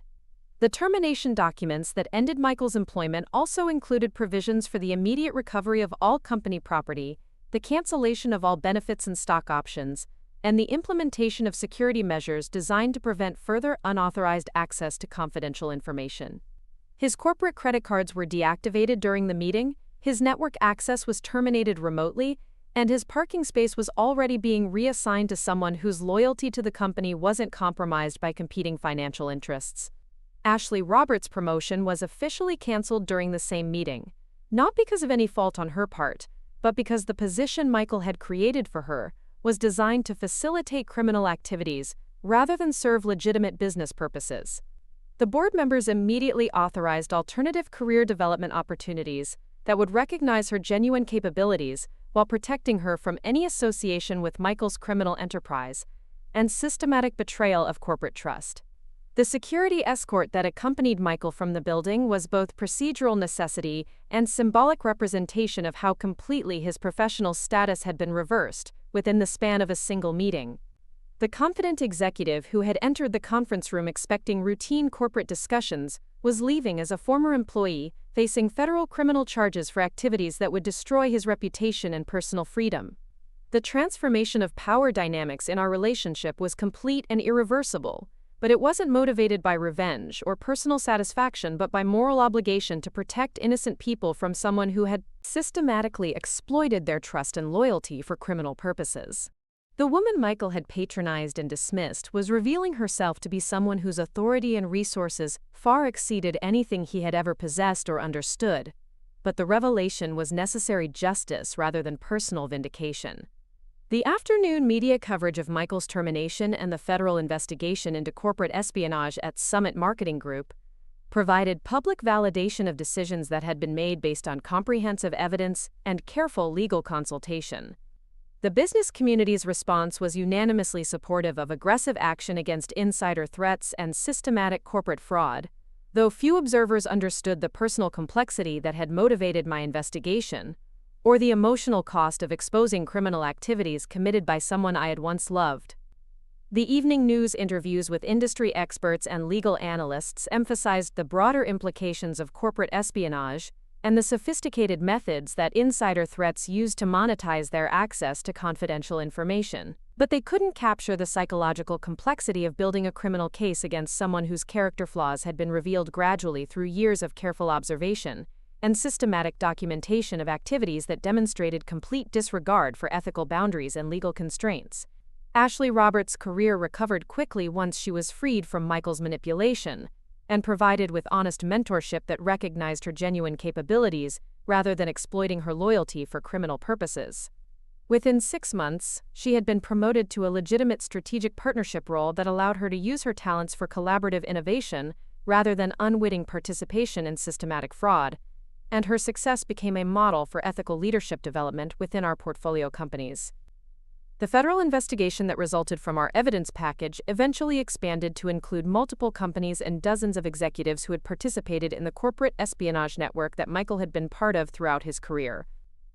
The criminal enterprise that had seemed so sophisticated and invisible to its participants was revealed to be remarkably vulnerable to systematic investigation by people with sufficient resources and motivation to document activities that the perpetrators had assumed would never be discovered or prosecuted. The woman who had once lost everything to corporate predators had learned to use power responsibly when innocent people were threatened by systematic betrayal and criminal exploitation. The experiment in romantic compatibility that had begun as a test of whether love could survive deception had concluded with definitive proof that love couldn't survive the kind of character flaws that made someone capable of destroying the careers and financial security of people who trusted and depended on them for guidance and support. 3 years after the morning that Michael Chen discovered his wife was actually the anonymous investor who controlled his professional destiny, I stood before a packed auditorium at the University of Colorado, Denver, delivering the keynote address for their annual entrepreneurship conference. The audience of aspiring business leaders, seasoned executives, and academic researchers had no idea that the woman speaking to them about ethical leadership and sustainable business practices had once maintained one of the most elaborate corporate deceptions in Colorado business history, or that her insights into organizational psychology and strategic decision-making had been earned through the painful process of exposing criminal activities committed by someone she had loved and trusted. The transformation from Jennifer Martinez, mysterious private equity founder, to Jennifer Rodriguez, public advocate for business ethics and entrepreneurial development, had been gradual but profound. The woman who had once hidden her capabilities to test whether they could be loved had become someone who used those capabilities openly to create opportunities for others, facing the kind of systematic exploitation that had once threatened to destroy her own entrepreneurial dreams. The experiment in romantic compatibility that had revealed Michael's character flaws had evolved into a comprehensive approach to business development that prioritized collaboration over competition and sustainable growth over short-term profit extraction. The auditorium itself was a testament to the changes that had swept through Colorado's business community during the years since Michael's downfall. The modern facility had been constructed with funding from a consortium of ethical investors who shared my belief that educational institutions should reflect the values they were trying to instill in future business leaders. The architecture emphasized transparency and collaboration, with glass walls and open spaces that encouraged interaction and knowledge sharing rather than the hierarchical isolation that had once characterized corporate environments. As I looked out over the audience, I recognized faces from various stages of my journey, from hidden investor to public advocate. There was Dr. Sarah Kim, the business ethics professor, who had first invited me to speak at academic conferences about the intersection of moral leadership and financial performance. Her research on corporate governance had been instrumental in developing the screening processes we now use to identify potential character flaws in executive candidates, before they could cause damage to organizational cultures and employee welfare. In the third row sat Marcus Thompson, no relation to my former husband despite the shared first name, who had been one of the first entrepreneurs to receive support from the Rodriguez Foundation when his biotechnology startup faced predatory litigation from a pharmaceutical giant seeking to steal his cancer treatment innovations. Marcus had successfully defended his intellectual property and built his company into a major research institution that was now developing breakthrough treatments for rare diseases, employing over 400 scientists and support staff while maintaining the ethical principles that had guided his original vision. The morning's presentation focused on the correlation between ethical leadership and sustainable profitability, using case studies from our portfolio companies to demonstrate that businesses could generate exceptional returns for investors while creating genuine value for employees, customers, and communities. The data was compelling and comprehensive, drawn from 3 years of systematic analysis across multiple industries and geographic regions. Companies that prioritized collaborative decision-making and transparent communication consistently outperformed their competitors in employee retention, customer satisfaction, and long-term financial stability. What made the presentation particularly powerful was the breadth of evidence we had accumulated through our investment activities and the Foundation's protective work. Our portfolio companies had become natural laboratories for testing theories about organizational behavior and leadership effectiveness, providing real-world validation for academic research about the relationship between ethical practices and business performance. The results were so consistently positive that other investment firms were beginning to adopt similar screening criteria and strategic approaches. The audience was particularly interested in our methods for identifying executives whose leadership styles were compatible with long-term value creation, and the intervention strategies we had developed for transforming organizational cultures that had been damaged by toxic management practices. These techniques had been refined through hundreds of assessments and interventions, creating a body of practical knowledge that was being shared with business schools and management consulting firms throughout the country. What I didn't mention during the presentation was that many of our most effective leadership assessment tools had been developed through the painful process of documenting Michael's systematic betrayal of corporate trust and analyzing the psychological patterns that made such betrayal possible. The behavioral indicators we now use to identify potential insider threats and character flaws in executive candidates had been refined through months of surveillance and evidence gathering that revealed how sophisticated criminals could maintain facades of ethical behavior while systematically exploiting the people who trusted them most. The irony wasn't lost on me that Michael's criminal activities had ultimately contributed to protective systems that were now helping thousands of businesses identify and eliminate similar threats before they could cause significant damage. His case had become a textbook example of how insider threats developed and operated, providing valuable intelligence that was being used to protect other companies from experiencing the kind of systematic exploitation that had once threatened Summit Marketing Group's survival. Ashley Roberts, who was now Vice President of Strategic Partnerships at Summit Marketing Group and one of the most respected executives in Colorado's technology sector, had agreed to participate in a panel discussion about mentorship and professional development that would follow my keynote address. Her career trajectory since Michael's termination provided compelling evidence that talented individuals could recover from manipulation and exploitation when provided with honest guidance and genuine opportunities for advancement based on merit rather than political positioning. The transformation of Ashley's professional life had been remarkable to witness. The eager but naive executive assistant who had once called me with excitement about a promotion that was actually part of a criminal conspiracy had evolved into a strategic leader whose innovations in client relationship management were being studied by business schools and implemented by companies throughout the technology sector.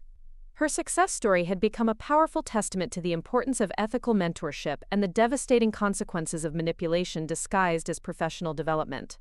Ashley's presentation that morning focused on the importance of recognizing manipulation in professional relationships and developing the confidence necessary to question authority figures whose guidance seemed designed to limit, rather than expand, career opportunities. Her insights into organizational psychology and power dynamics were sophisticated enough to suggest that she had learned valuable lessons from her experience with Michael's manipulation, though she delivered those insights with the kind of emotional detachment that indicated genuine healing and growth, rather than continued trauma or resentment. The audience's response to Ashley's presentation was enthusiastic and engaged, with numerous questions about practical strategies for identifying toxic mentorship and protecting career development from exploitation by supervisors whose interests weren't aligned with their subordinates' success. Her answers demonstrated the kind of strategic thinking and collaborative leadership that had made her so valuable to Michael's criminal schemes. But they also revealed her transformation into someone who used those capabilities to empower others, rather than advance personal interests at their expense. During the question and answer session, a young woman in the back row asked about the psychological impact of discovering that someone you trusted had been systematically deceiving you for professional gain. Ashley's response was thoughtful and nuanced, acknowledging the difficulty of rebuilding trust after such betrayal while emphasizing the importance of not allowing one person's character flaws to destroy your faith in the possibility of authentic professional relationships. The lunch meeting that followed our morning presentations brought together entrepreneurs, investors, and academics who were interested in developing more sophisticated approaches to business ethics and sustainable development. The conversations were wide-ranging and intellectually stimulating, covering topics from regulatory reform and corporate governance to international business practices and emerging market development strategies. But the most meaningful discussions were with young entrepreneurs who reminded me of my former self, full of innovative ideas and naive optimism about the relationship between hard work and financial success in competitive markets. Elena Vasquez, a software developer who had recently graduated from Colorado State University, approached me with questions about protecting intellectual property and navigating the venture capital funding process without compromising her company's ethical principles or innovative capabilities. Her background in sustainable technology development and her commitment to environmental responsibility were impressive, but her questions revealed the same vulnerabilities that had made me an attractive target for predatory litigation when I was building my first consulting business in Albuquerque. Elena's story was hauntingly familiar in its details and implications. She had developed breakthrough software for optimizing energy consumption in commercial buildings, technology that could revolutionize how businesses managed their environmental impact while reducing operational costs. Her innovations had already attracted attention from several major corporations, but the interest felt more predatory than collaborative, with executives asking detailed questions about her technical methodologies while offering vague promises about potential partnerships that never materialized into concrete opportunities. The conversation with Elena reminded me why I had established the Rodriguez Foundation for Entrepreneurial Development, a nonprofit organization that provided legal support, strategic guidance, and financial assistance to emerging businesses that were facing the kind of systematic exploitation that had once destroyed my original entrepreneurial dreams. The foundation's resources had helped over 400 entrepreneurs successfully defend their intellectual property, resist predatory acquisition attempts, and build sustainable businesses that created value for all stakeholders, rather than enriching corporate raiders and legal parasites. Elena's software platform represented exactly the kind of innovation that established companies might try to steal through fraudulent litigation or systematic intimidation, rather than competing honestly in the marketplace. Her technology was sophisticated enough to threaten existing market leaders, but her resources were limited enough to make her vulnerable to the kind of legal manipulation that had once forced me to abandon my design consulting business and relocate to Denver, under circumstances that had fundamentally altered my understanding of business ethics and competitive dynamics.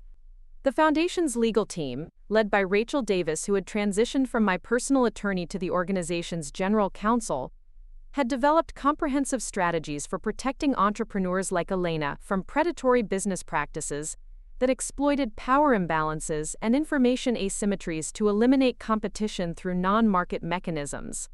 Their success rate was remarkable, with over 90% of supported businesses not only surviving legal challenges, but expanding into profitable enterprises that contributed to economic development and job creation in their respective communities. Rachel's expertise in intellectual property law had been enhanced by her experience representing victims of corporate espionage and fraudulent litigation, giving her unique insights into how predatory companies operated and what defensive strategies were most effective in protecting emerging businesses from systematic exploitation. Her legal team included specialists in cybersecurity, regulatory compliance, and international business law, creating a comprehensive protective framework that could address threats from multiple directions and jurisdictions. The Foundation's intervention in Elena's case began with a thorough analysis of her intellectual property protections and business development strategies.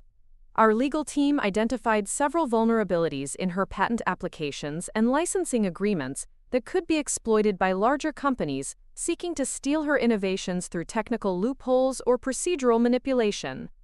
More importantly, they recognized patterns in the corporate interest she had received that suggested coordinated intelligence gathering rather than legitimate partnership exploration. The protective measures we implemented for Elena included enhanced cybersecurity protocols, strategic partnership agreements with established companies that shared her ethical principles, and preemptive legal documentation that would make theft of her intellectual property extremely difficult and expensive for potential predators. But the most valuable protection was the network of relationships we provided, connecting her with investors, customers, and strategic partners who were committed to collaborative business development rather than exploitative extraction of value from innovative entrepreneurs.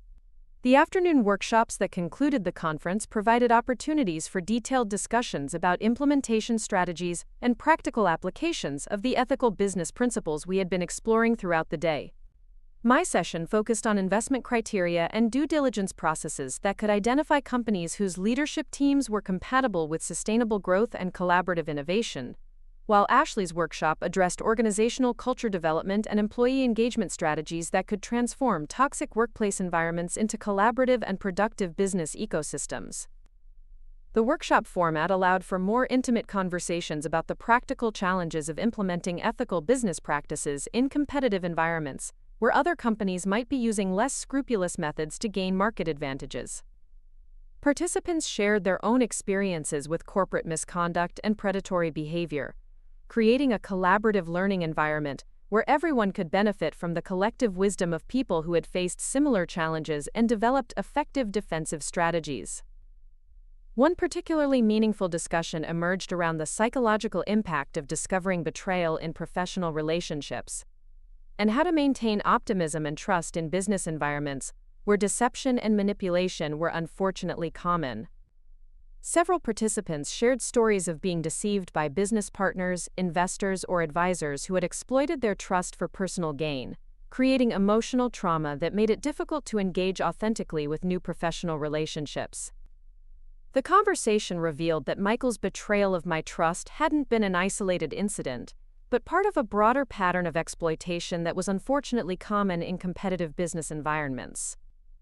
The psychological manipulation, systematic deception, and ultimate betrayal that I had experienced were familiar to many entrepreneurs who had trusted the wrong people with access to their innovations, resources, and professional vulnerabilities. But the discussion also revealed the resilience and wisdom that could emerge from such experiences when processed constructively, rather than allowing them to create permanent cynicism or emotional withdrawal from professional relationships.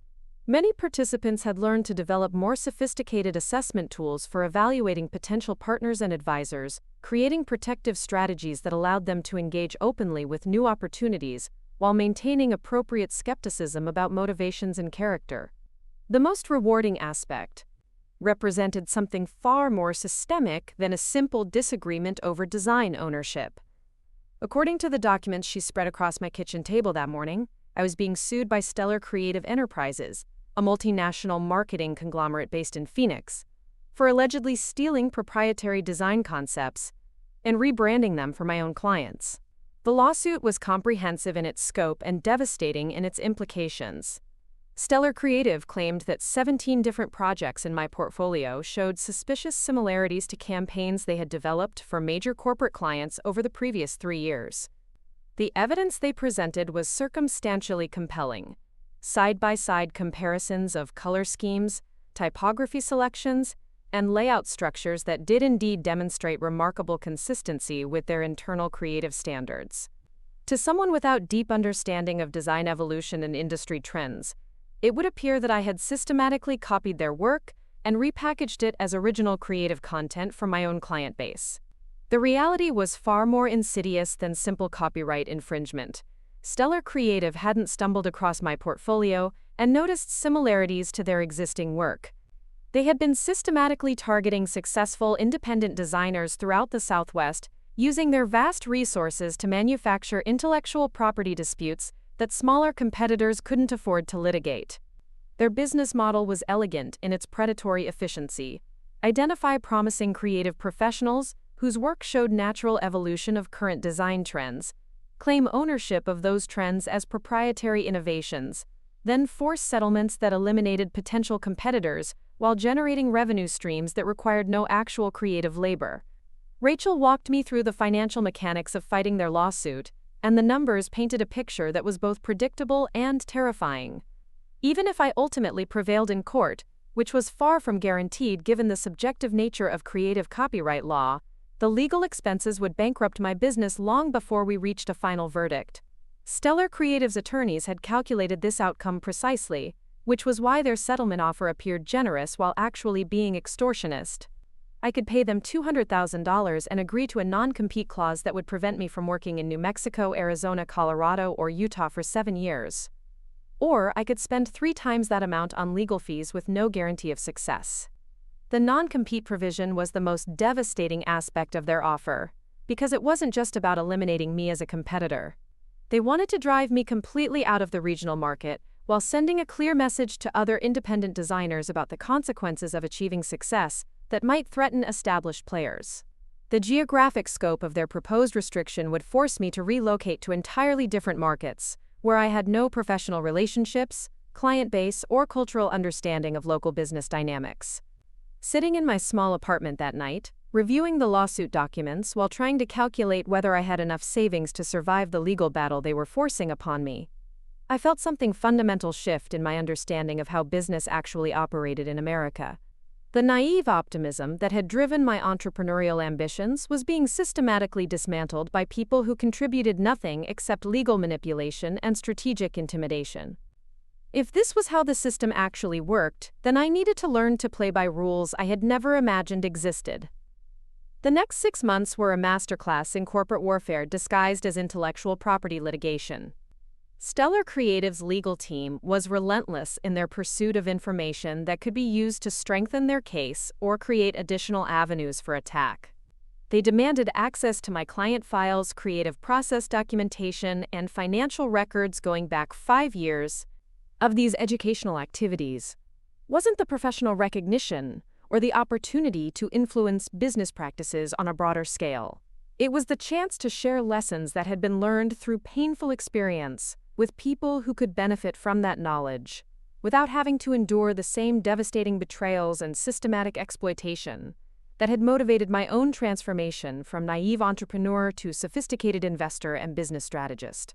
Carlos Rodriguez, who had transitioned from security consultant to Director of Corporate Intelligence for Cascade Investment Group, provided an afternoon presentation about insider threats and corporate espionage that drew heavily on the evidence we had gathered during our investigation of Michael's criminal activities. His analysis of behavioral patterns and warning signs was comprehensive enough to help other companies identify potential security vulnerabilities before they could be exploited by malicious insiders. But he delivered the information with professional detachment that protected the privacy of individuals whose cases had contributed to his expertise. Carlos's presentation included detailed case studies of corporate espionage networks that had been exposed through systematic investigation, demonstrating how insider threats typically developed and operated over extended periods before being detected. The audience was particularly interested in the technological tools and investigative methodologies that had been used to gather evidence of criminal activities, and the legal procedures that were necessary to ensure that such evidence could be used effectively in both civil and criminal proceedings. The federal prosecution of Michael's corporate espionage network had resulted in convictions for 12 executives across 6 companies, with sentences ranging from 3 to 15 years in federal prison depending on the scope and duration of their criminal activities. Michael himself had received an 8-year sentence after pleading guilty to conspiracy charges and agreeing to cooperate with ongoing investigations into similar criminal enterprises operating in other regions and industries. His cooperation had been valuable enough to warrant consideration for reduced sentencing, but not sufficient to eliminate the serious consequences of systematic betrayal that had damaged multiple companies and destroyed numerous careers. The broader impact of the investigation extended far beyond individual prosecutions to include regulatory reforms and industry-wide improvements in corporate governance that made similar criminal activities more difficult to conceal and more likely to result in detection and prosecution. The Federal Bureau of Investigation had used our evidence and investigative methodologies to develop new protocols for identifying and prosecuting corporate espionage cases, while the Securities and Exchange Commission had implemented enhanced disclosure requirements for executives whose activities might create conflicts of interest or security vulnerabilities. The evening reception that concluded the conference provided opportunities for informal networking and relationship building that were often more valuable than the formal presentations and structured discussions. The conversations were relaxed and wide-ranging, covering personal experiences and professional challenges that weren't always appropriate for public forums, but were essential for developing the kind of trust and mutual understanding that supported genuine collaboration and effective problem-solving. David Kim, a renewable energy entrepreneur whose solar panel manufacturing company had become one of our most successful portfolio investments, shared updates about his expansion into international markets and his plans for developing next-generation technology that could revolutionize energy storage and distribution.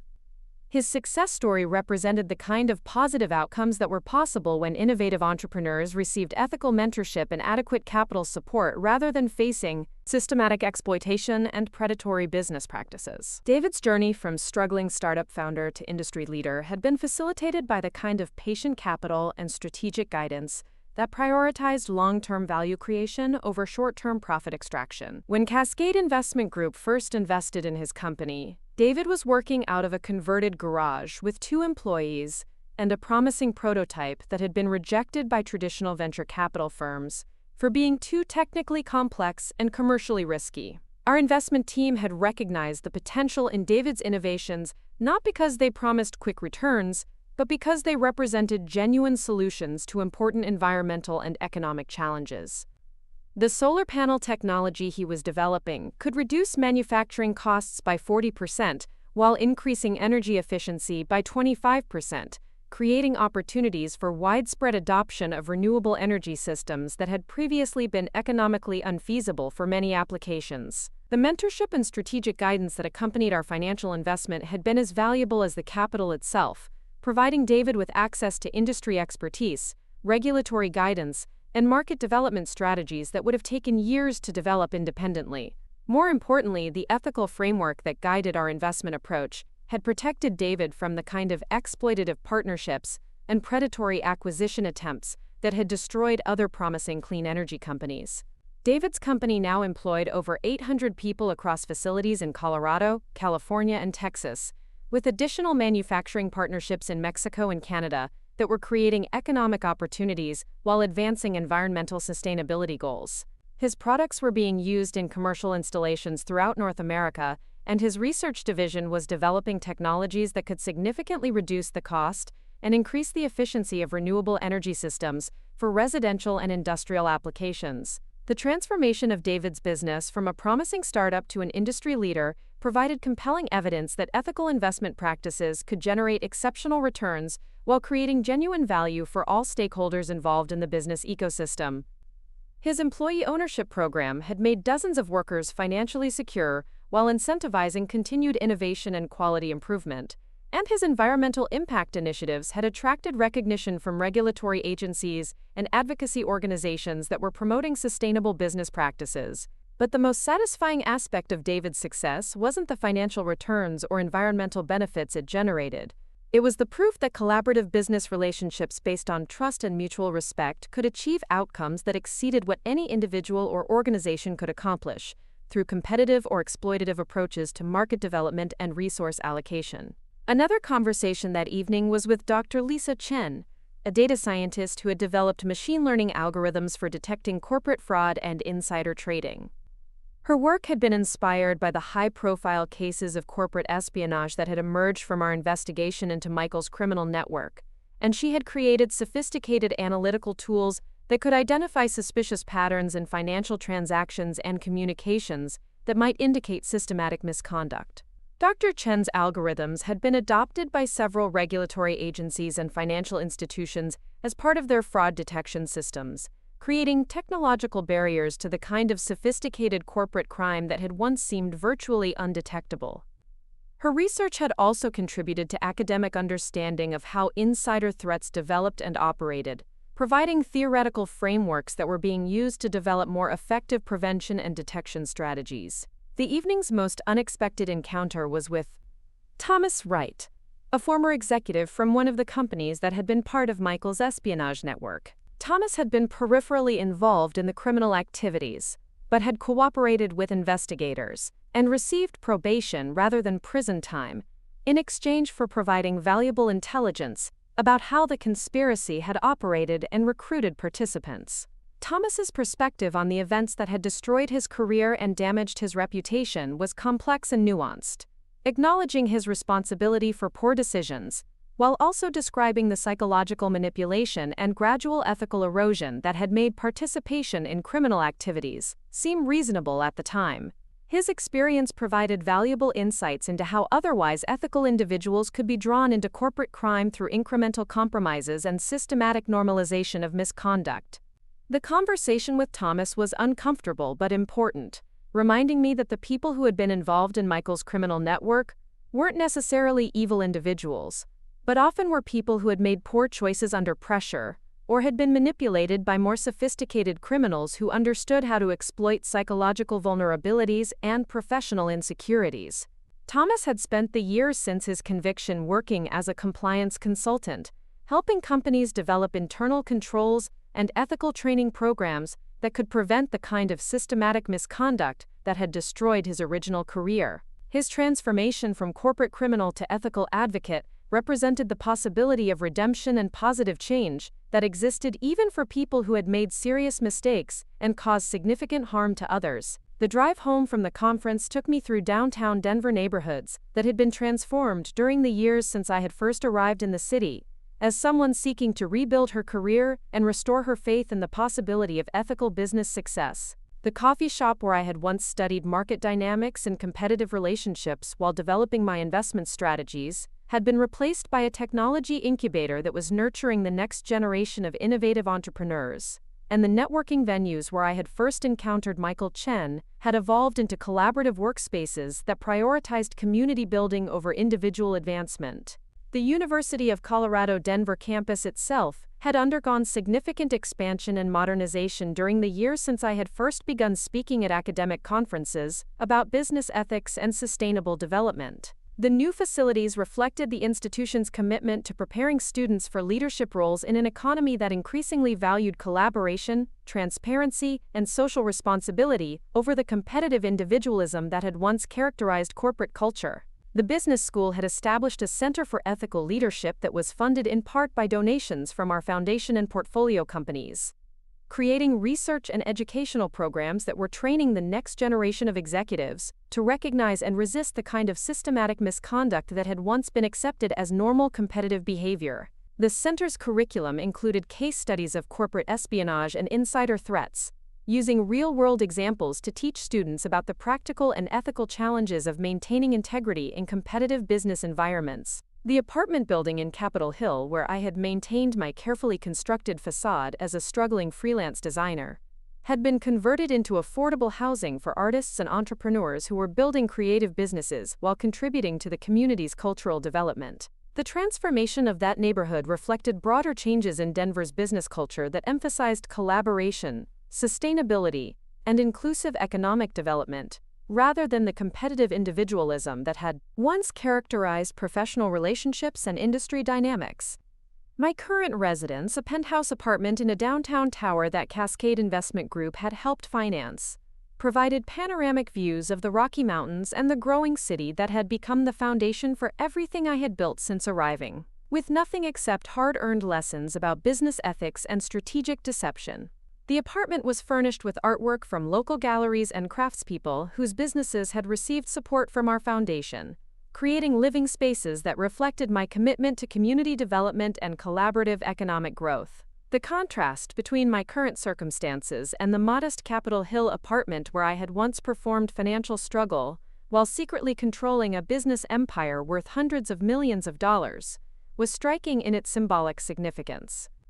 The woman who had once hidden her capabilities to test whether they could be loved had become someone who used those capabilities openly to create opportunities for others, while building authentic relationships based on honesty and mutual respect rather than systematic deception and strategic manipulation. The evening news coverage of the conference included interviews with several participants who discussed the growing emphasis on business ethics and sustainable development in Colorado's entrepreneurial community. The reporters were particularly interested in success stories like Ashley Roberts and David Kim, whose careers demonstrated that ethical leadership and collaborative business practices could generate exceptional results while creating positive impacts for employees, customers, and communities. The media attention had been gratifying but also somewhat overwhelming, as I had never sought public recognition for the work we were doing through the foundation and our investment activities. The transformation from anonymous investor to public advocate had been driven by practical necessity rather than personal ambition, as the scale of the problems we were addressing required broader awareness and systemic changes that couldn't be achieved through individual interventions alone. What the news coverage couldn't capture was the personal satisfaction that came from seeing people whose careers had been threatened by systematic exploitation and criminal manipulation transform their experiences into wisdom and strength that they could use to help others facing similar challenges. The painful lessons that had been learned through Michael's betrayal were now being applied to protect hundreds of entrepreneurs and thousands of employees from the kind of devastating consequences that had once seemed inevitable for anyone who challenged established power structures or threatened entrenched business interests. The following weeks brought a series of meetings and presentations that had been scheduled as follow-up activities to the conference, including consultations with government agencies that were interested in incorporating our fraud detection methodologies into their regulatory oversight programs. The Federal Trade Commission had requested detailed information about our due diligence processes and behavioral assessment tools, while the Department of Justice was exploring ways to use our investigative techniques in their ongoing prosecutions of corporate espionage cases. The regulatory interest in our work was encouraging but also somewhat concerning, as it suggested that the problems we had identified were more widespread and systematic than many government officials had previously realized. The corporate espionage network that had been exposed through our investigation of Michael's activities was apparently just one example of a broader pattern of criminal behavior that was affecting businesses and economic development throughout the country. The monthly board meeting for the Rodriguez Foundation took place the following week, in conference facilities that had been designed to facilitate collaborative decision-making rather than hierarchical authority structures. The board members included successful entrepreneurs, legal experts, academic researchers, and community leaders who shared my commitment to supporting emerging businesses while protecting them from predatory practices that could destroy innovation and entrepreneurial development. Rachel Davis presented updates on recent cases where the Foundation's intervention had prevented fraudulent litigation from destroying promising startups, while Carlos Rodriguez discussed emerging threats and evolving tactics that corporate criminals were using to exploit technological vulnerabilities and regulatory gaps. Their reports demonstrated the ongoing need for sophisticated protective strategies and the importance of sharing intelligence about predatory business practices across industry and geographic boundaries. The Foundation's financial reports showed continued growth in both resources and impact, with donations from successful portfolio companies providing sustainable funding for legal support, educational programs, and direct financial assistance to entrepreneurs facing systematic exploitation. The return on investment for Foundation activities was exceptional when measured in terms of businesses saved, jobs created, and innovations protected from theft or suppression by established competitors. The most significant development discussed during the board meeting was the expansion of our protective services to include international entrepreneurs who were facing similar challenges in other countries, where regulatory enforcement was less robust and legal protections were more limited. The globalization of business activities had created opportunities for sophisticated criminals to exploit jurisdictional gaps and regulatory inconsistencies, making it necessary for protective organizations to develop international coordination capabilities. Our partnership with legal advocacy organizations in Canada, Mexico, and several European countries had already resulted in successful interventions that protected innovative businesses from predatory litigation and systematic exploitation. The cross-border cooperation had also provided valuable intelligence about how corporate espionage networks operated internationally, contributing to law enforcement efforts to disrupt criminal organizations that had been operating across multiple jurisdictions. But the most meaningful metrics weren't financial or operational but personal, represented by thank you letters from entrepreneurs whose businesses had survived legal challenges that could have destroyed their companies and devastated their families. These testimonials provided evidence that the Foundation's work was creating real differences in people's lives while contributing to broader cultural changes that made the business environment more supportive of innovation and collaborative development. One particularly moving letter came from Patricia Gonzalez, a biotechnology researcher whose cancer treatment innovations had been targeted by a pharmaceutical corporation seeking to steal her intellectual property through fraudulent patent challenges. The Foundation's legal intervention had not only protected her innovations, but had also resulted in a partnership agreement that provided her with the resources necessary to accelerate her research while maintaining control over the commercial applications of her discoveries. Patricia's treatment protocols were now being used in clinical trials at major medical centers throughout the country, with preliminary results suggesting that her innovations could significantly improve survival rates for patients with aggressive forms of cancer. The potential impact of her work was enormous, representing the kind of breakthrough that could save thousands of lives while creating new opportunities for medical research and pharmaceutical development. The protection of Patricia's intellectual property had required sophisticated legal strategies and substantial financial resources, but the investment had been justified by the potential benefits to public health and scientific advancement. Her case demonstrated the importance of protecting innovative researchers from predatory business practices that could delay or prevent the development of life-saving treatments. Michael's scheduled release from federal prison was still several years away, but his cooperation with ongoing investigations had provided valuable intelligence about corporate espionage networks operating in other regions and industries. The information he had provided had contributed to additional prosecutions and regulatory actions that were gradually reducing the prevalence of systematic corporate crime, while increasing the likelihood that such activities would be detected and prosecuted effectively. The transformation that had begun with his betrayal of my trust had expanded far beyond individual accountability to include structural changes in corporate governance, regulatory enforcement, and business culture that were making predatory practices more difficult to implement and more likely to result in serious consequences for perpetrators. The woman who had once lost everything to corporate criminals had learned to use her experience and resources to create systematic protections for others facing similar threats. The psychological impact of Michael's imprisonment had been complex and unexpected, creating feelings of satisfaction about justice being served while also generating sadness about the waste of human potential and the destruction of relationships that had once seemed meaningful. The man who had systematically betrayed my trust and exploited my emotions had also been someone I had genuinely loved, making his transformation into a convicted criminal both validating and heartbreaking. The letters he had written from prison had been apologetic and reflective, acknowledging the harm he had caused while expressing genuine remorse for his choices and their consequences. His cooperation with investigators had been motivated partly by legal strategy, but also by apparent recognition that his criminal activities had damaged innocent people who had trusted and depended on him for guidance and support. The evening's final commitment was a dinner meeting with Maria Santos, the architect whose sustainable building designs had attracted attention from construction corporations seeking to steal her innovations through fraudulent litigation.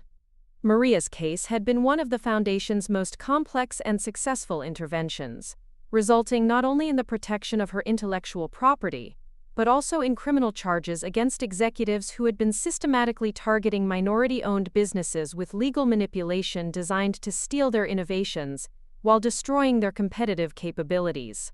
Maria's architectural firm now employed over 100 people and had designed sustainable buildings in 8 countries, with recognition from environmental organizations and regulatory agencies that were promoting green construction practices and energy-efficient development strategies.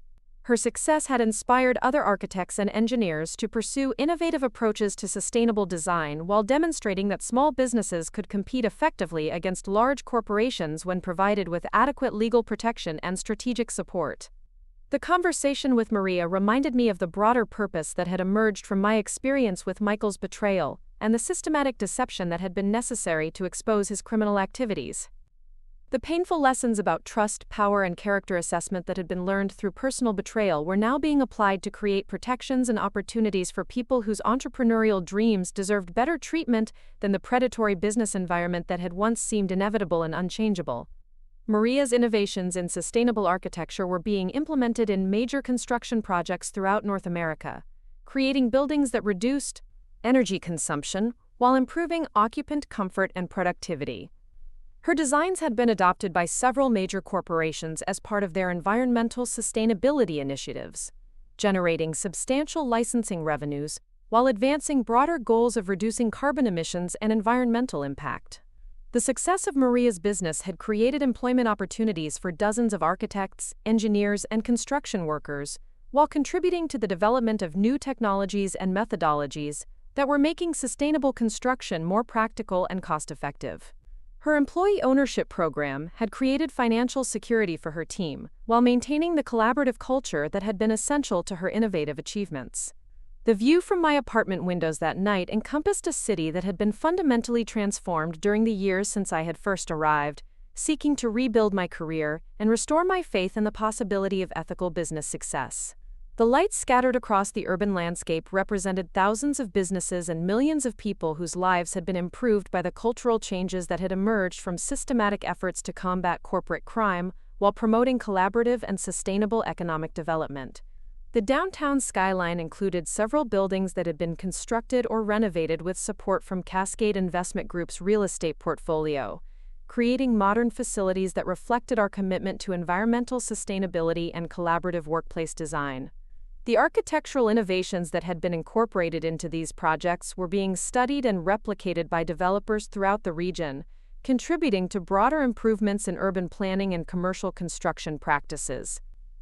The university campus where I had spoken that day was illuminated by energy-efficient lighting systems that had been developed by David Kim's renewable energy company, creating a visible reminder of how innovative entrepreneurship could create practical solutions to environmental challenges, while generating economic opportunities for communities that embraced sustainable development principles.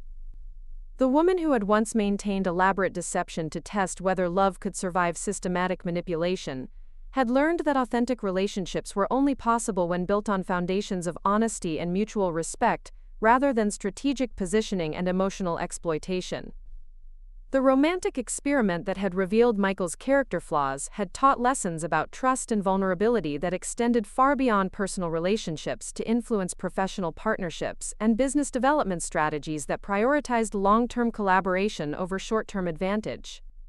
The transformation was complete but ongoing. representing not a final destination but a continuous process of growth and learning that would shape every future decision about investment strategies, relationship development, and the use of resources and influence to create positive change rather than simply avoiding negative consequences. The experience with Michael had taught that the most important victories weren't about personal vindication or individual success, but about using strength and wisdom to protect others while building systems that made exploitation and betrayal more difficult and less profitable for those who might be tempted to pursue such destructive approaches to business and personal relationships. The future stretched ahead with possibilities that had been unimaginable during the years of careful deception and strategic planning, filled with opportunities to create value rather than simply extract it, to build relationships based on truth rather than manipulation, and to use success as a platform for helping others rather than simply protecting oneself from those who might try to tear down what had been built through honest effort and collaborative innovation.